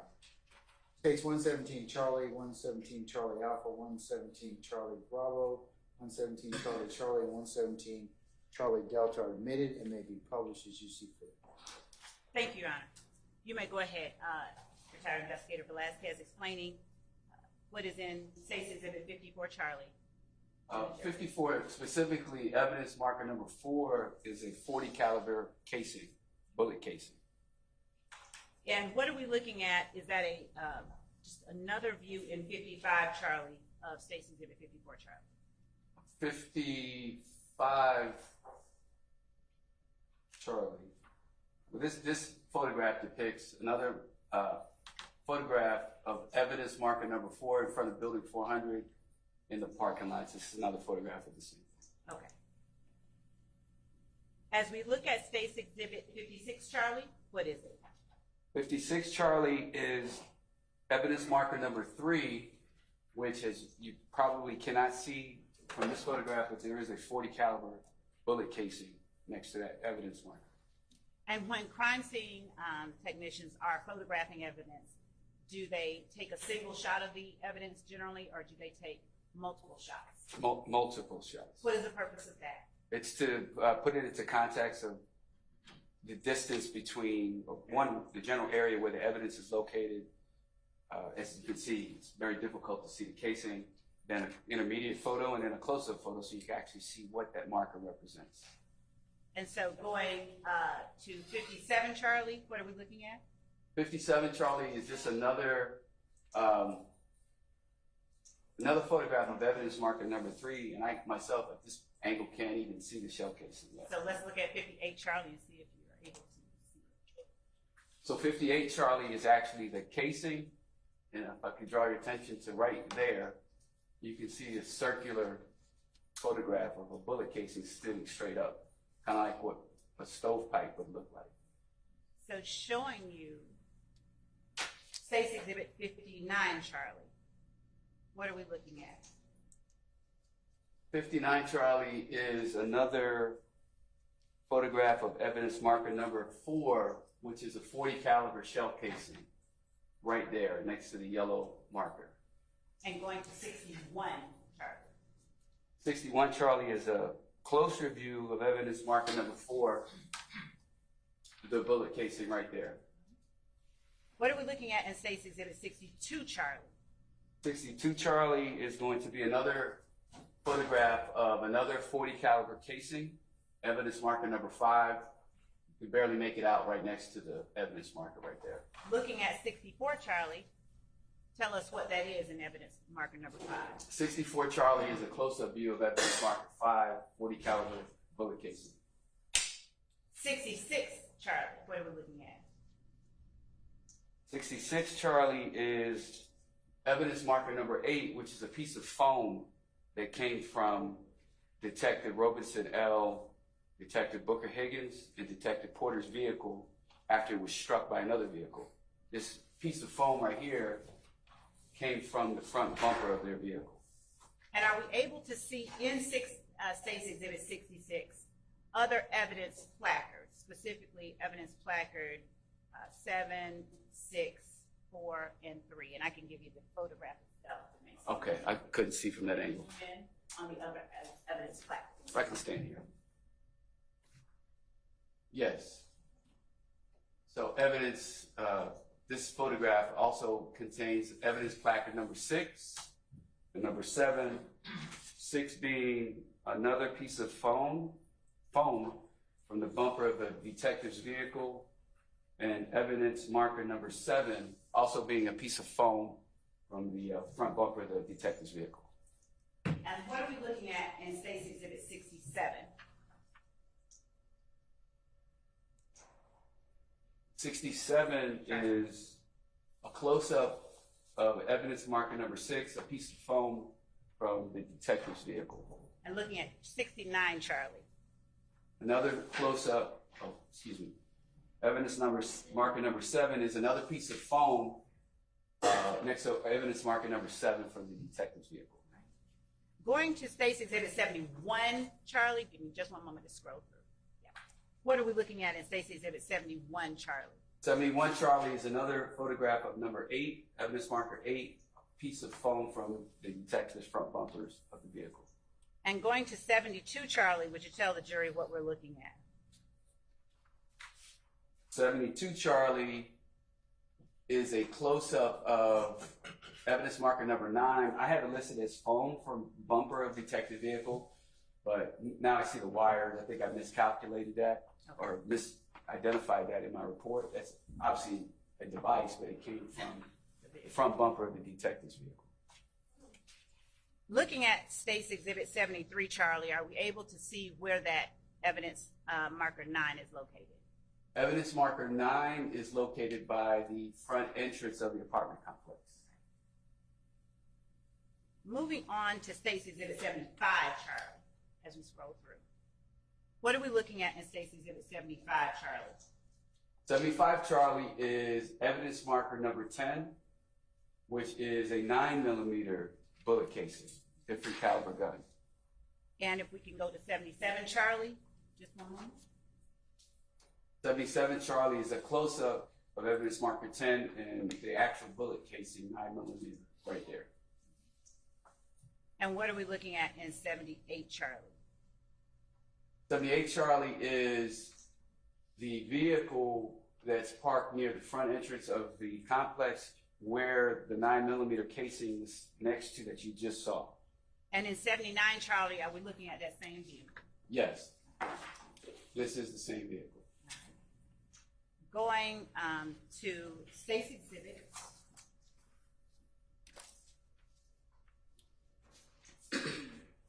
83 Charlie.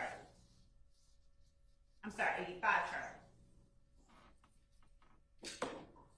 What are we looking at? 85 Charlie, obviously there's a vehicle in the photograph, but more importantly, building 300. Which is a photograph, well, building 300. Okay. It's building 300. Was there any significance to building 300 in the area you responded to? Yes. What was that significance? Building 300 had bullet holes in an apartment window. Showing you State's Exhibit 89 Charlie.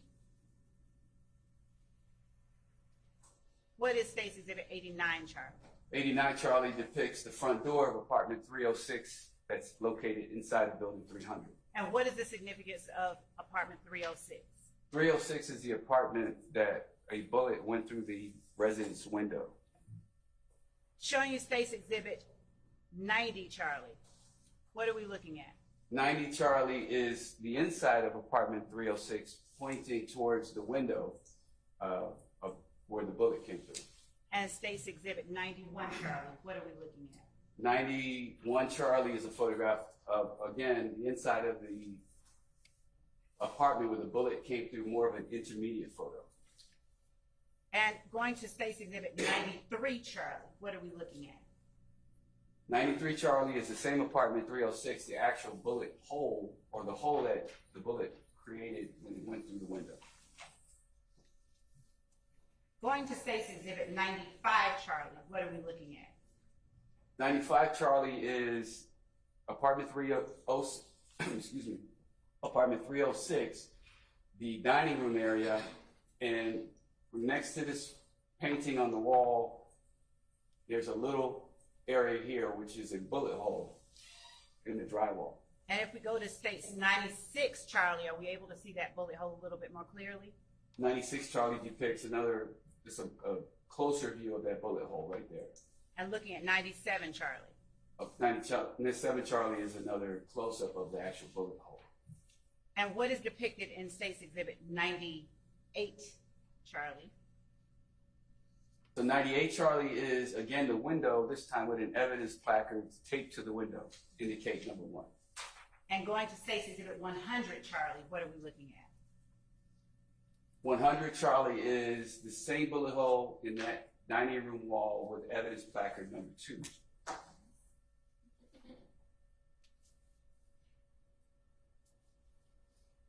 Now, we're going to put up for the jury State's Exhibit 117 Charlie. Just one moment. And I'd like for you to describe for the jury what it is that you have in your hand. And will be published in a short moment as 117 Charlie. Are you asking me to testify to what I have in my hand first? You may, yes, testify to what you have in your hand first. Okay. That would be a good idea. Thank you for saying that. Understand. So what I'm holding here is my crime scene report.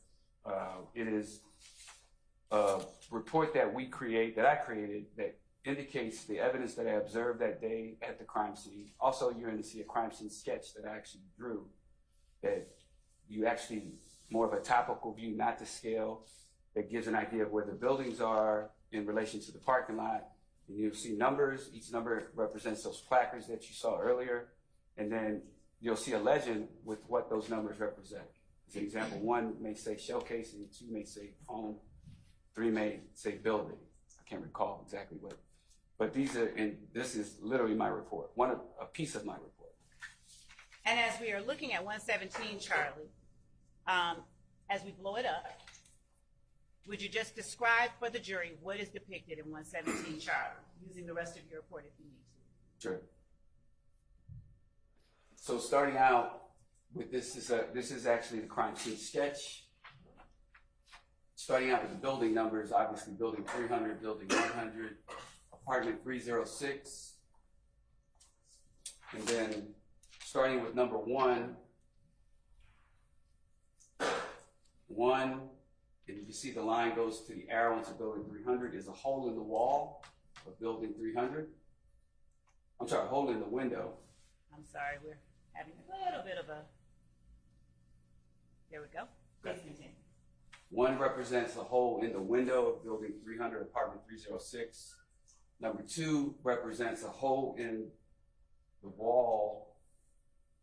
1 is the window, 2 is the hole in the wall, apartment 306. Evidence marker number 3 on this sketch in this grassy area indicates .40 caliber shell casing. Number 4, evidence marker on a sketch, .40 caliber shell casing. Number 5, .40 caliber shell casing. Number 6 represents foam from the detective's vehicle. Number 7 represents foam from the detective's vehicle. Number 8 represents foam from the detective's vehicle. Number 9, right here, represents foam from the detective's vehicle. And number 10, which is right here, represents the 9mm shell casing. And just to go back here to give you an idea, this is Old Hateville Road, and this is the front entrance to Somerville Commons Apartments. Thank you. You may take your seat. Thank you. Why do you draw a crime scene diagram if you already have photographs of the evidence that is collected at your direction? Part of the reason we create a sketch and diagram and do measurements is to get an overall view of the evidence as it sits at a scene. The second part of that reason is there are times where we may need to recreate a crime scene. We may need to go back out to a location and actually place evidence back where it was located. That's why we measure these reference points, so we could clearly actually go out to this scene right today, if it would still remain in the same situation it was in 2013, and place a casing, place a piece of foam if we needed to physically see this again. I've only had to do that a few times in my career, but that's one reason. The more general reason is to demonstrate, as I just did now, the overall view of a crime scene from a topical view. I'm going to show you now, and also let me ask you, were the items that are depicted in the photographs you just explained to the jury, were they collected? They were. And I'm going to show you what has been marked as State's Exhibit 151 Charlie, 152 Charlie, 153 Charlie, 154 Charlie, and 155 Charlie.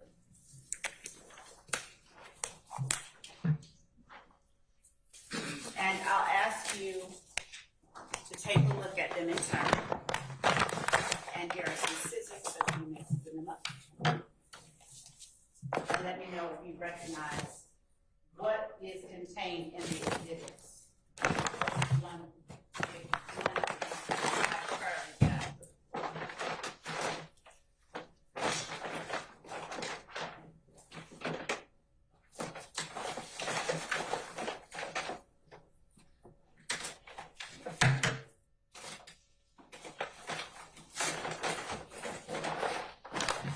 May I stand?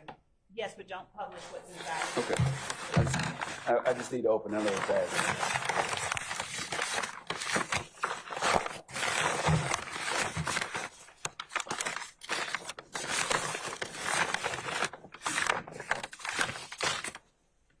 Are you asking me to describe or just, No, just verify this?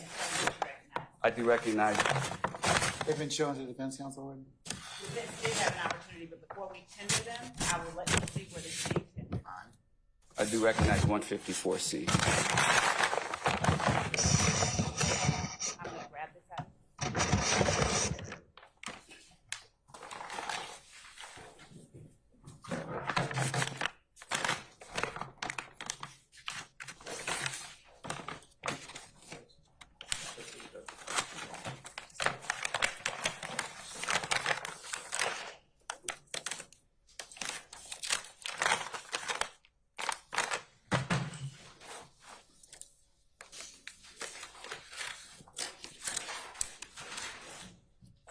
And are you opening sealed packages as you see? I am.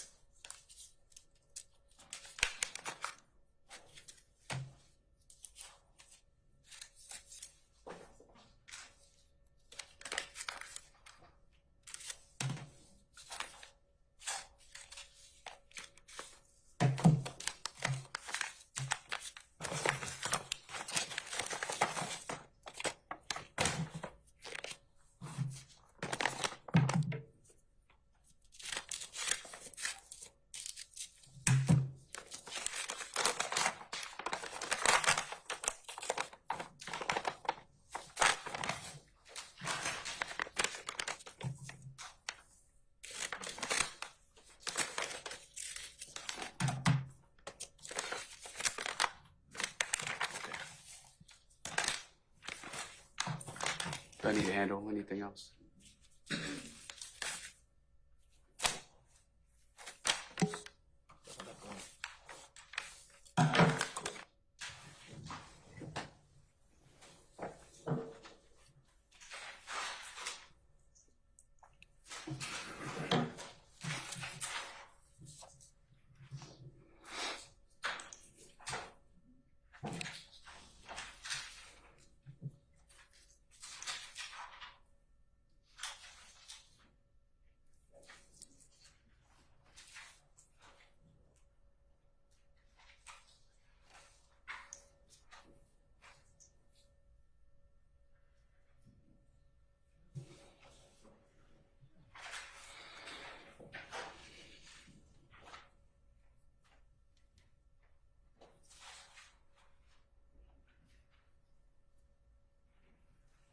Our state's exhibit 151 Charlie, 152 Charlie, 153 Charlie, 154 Charlie, and 155 Charlie.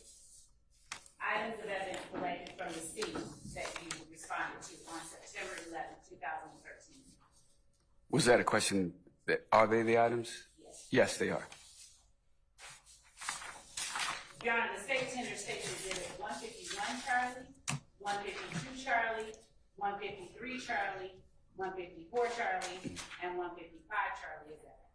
Any objection? No, sir. All right. States 151 Charlie, 152 Charlie, 153 Charlie, 154 Charlie, and 155 Charlie are admitted to be published as you see fit. Judge, given the court's early directive,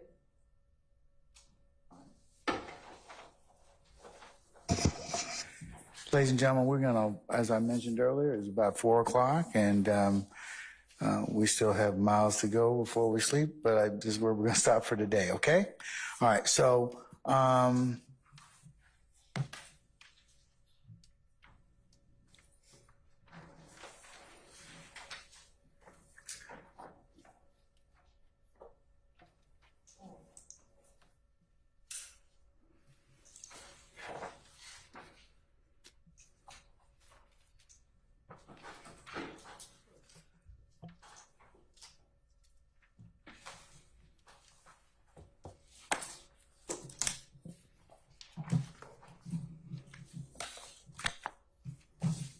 right, so ladies and gentlemen, we are going to, like I said, recess, and you're going to appear back for Monday morning, February the 26th.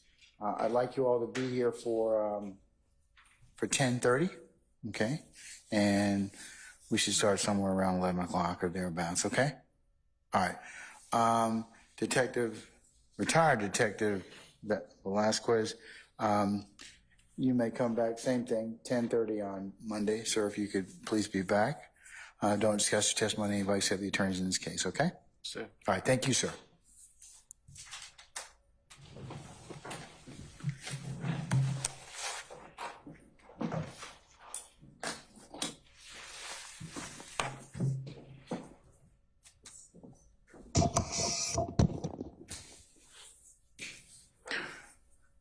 All right, ladies and gentlemen, any ministerial inquiry of me? Okay, all right. Let's cover our ad nauseam admonitions. Remember, over the weekend, put your notepads in the basket and don't take them with you. And, of course, please don't discuss this case amongst yourselves in small groups or in large groups as you come to and from, I should say, your headquarters at your deliberation room. Of course, don't discuss this with anybody that's in your household. Don't phone a friend. Don't talk to anybody else about what's going on in the four walls of this courtroom. And of course, if somebody should approach you or try and contact you, you need to let Sergeant Ingram or myself know immediately. Any other inquiry of me at this point? Okay.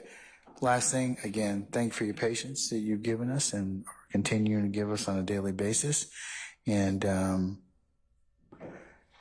like I said, ladies and gentlemen, that means a whole lot to all of us who are associated with this case, your patience, and we really appreciate that. Okay,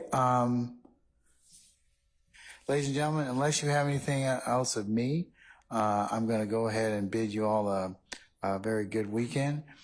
Juror 204, if you'd remain just a second. And ladies and gentlemen, we'll see you on Monday at 10:30, okay? All right, all rise.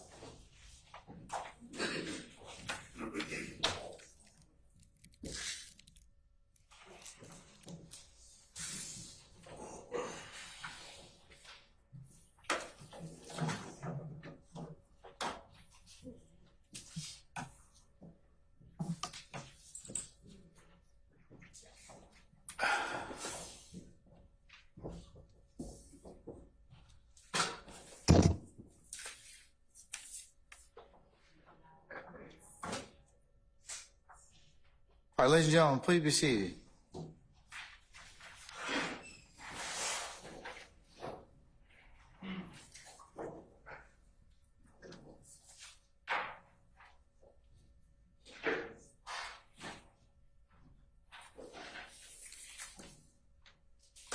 All right, Juror 204, I believe that you gave a lease to me. Is that correct? Yes. All right. And I want to say that, and I've talked that over with all the parties in here. Is that lease start tomorrow? Well, it starts on Monday. Starts on Monday, but I think that from your lease, can you take possession as of tomorrow? I think I take official possession on the 26th. On the 26th. So I remember something on the 24th or whatever, but I think today my grandma had to go down and give them the money for everything for the deposit. Can you speak up just a little bit? Today you said your grandma had to go down and what? Give them the security. Deposit. Okay. All right. Okay. All right. And you are going to move on Monday. Is that correct? That's the plan unless something else happens. Like we were to prevent you from leaving?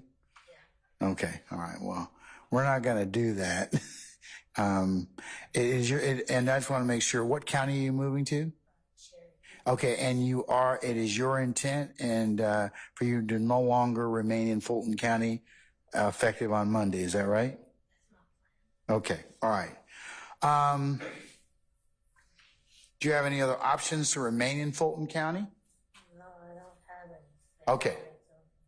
You have to speak up, madam. I can't. I don't have any family that's over here. Okay. All right. I just wanted to make sure in talking with the parties here, certainly understand and we appreciate your situation. We just want to make sure that you are going to be moving, and it appears from what you've told us now and your lease that as of Monday you will be moving to or you'll be a resident of Cherokee County. Is that correct? Yes, sir. All right. Is in your intent at that point in time, as you mentioned earlier, to go then get your driver's license and register to vote? Well, I gotta change my ID. Address first. Okay. All right. I'm sorry. Speak up. But I don't have a license. It's just your ID. Is that right? Okay. All right. Well, madam, I'm going to excuse you, but I have a couple of things that I need to kind of just share with you. Okay.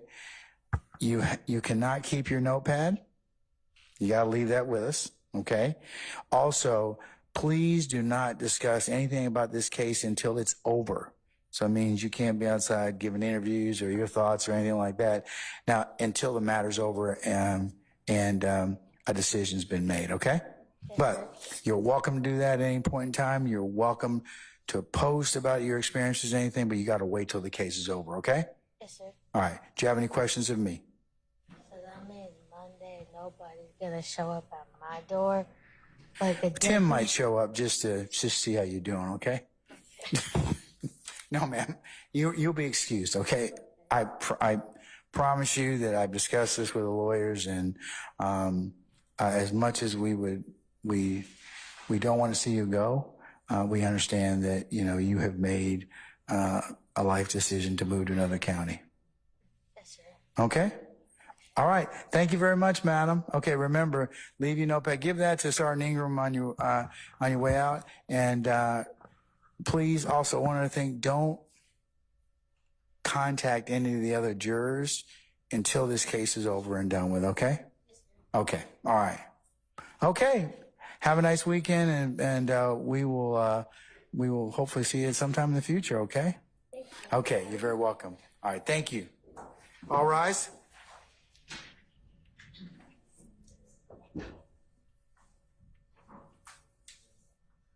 All right, juror 204 has left us.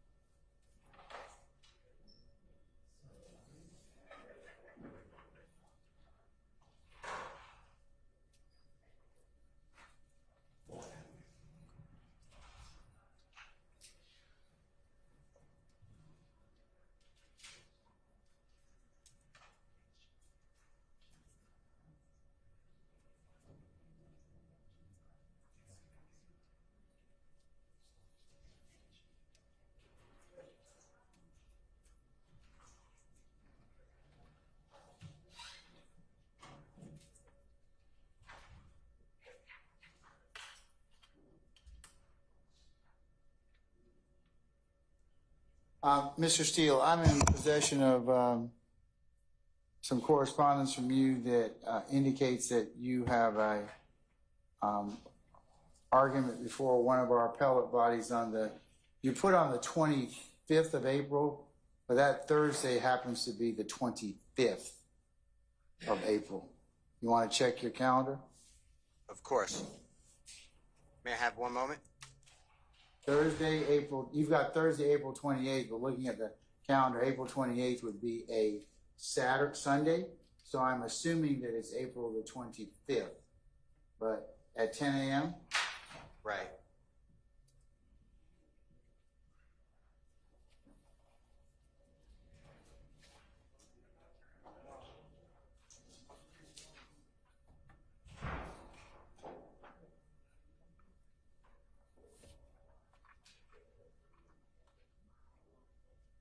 You are correct, sir. I apologize.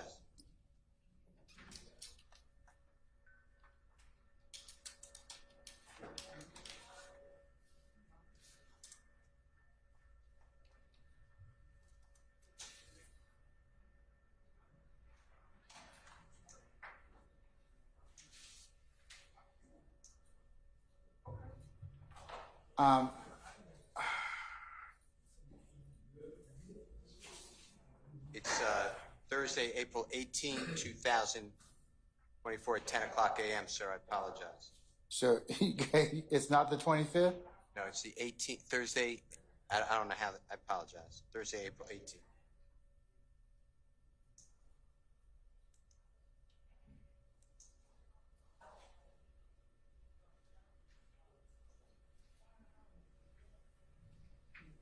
All right.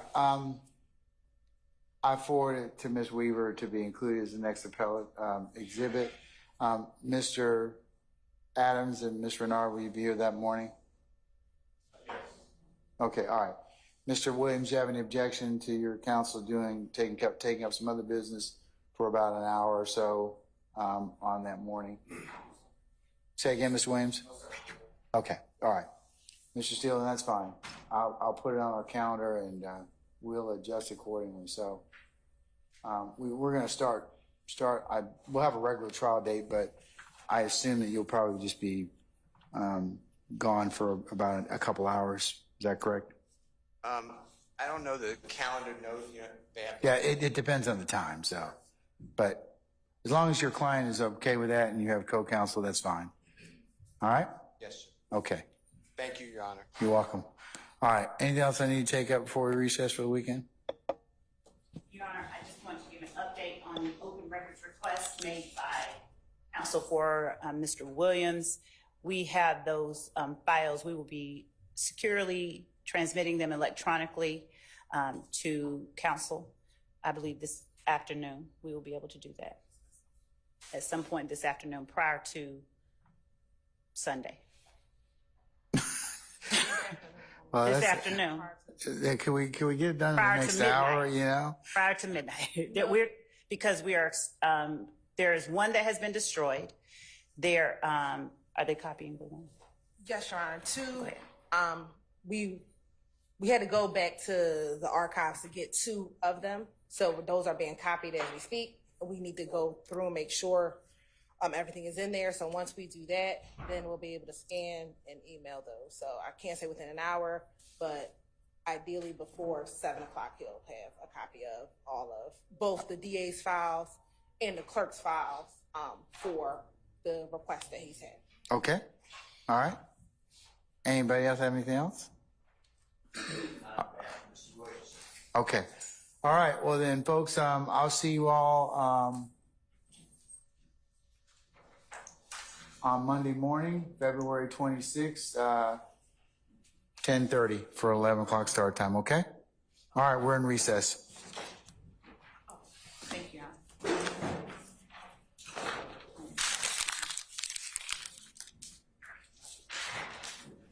Christine, I forwarded you.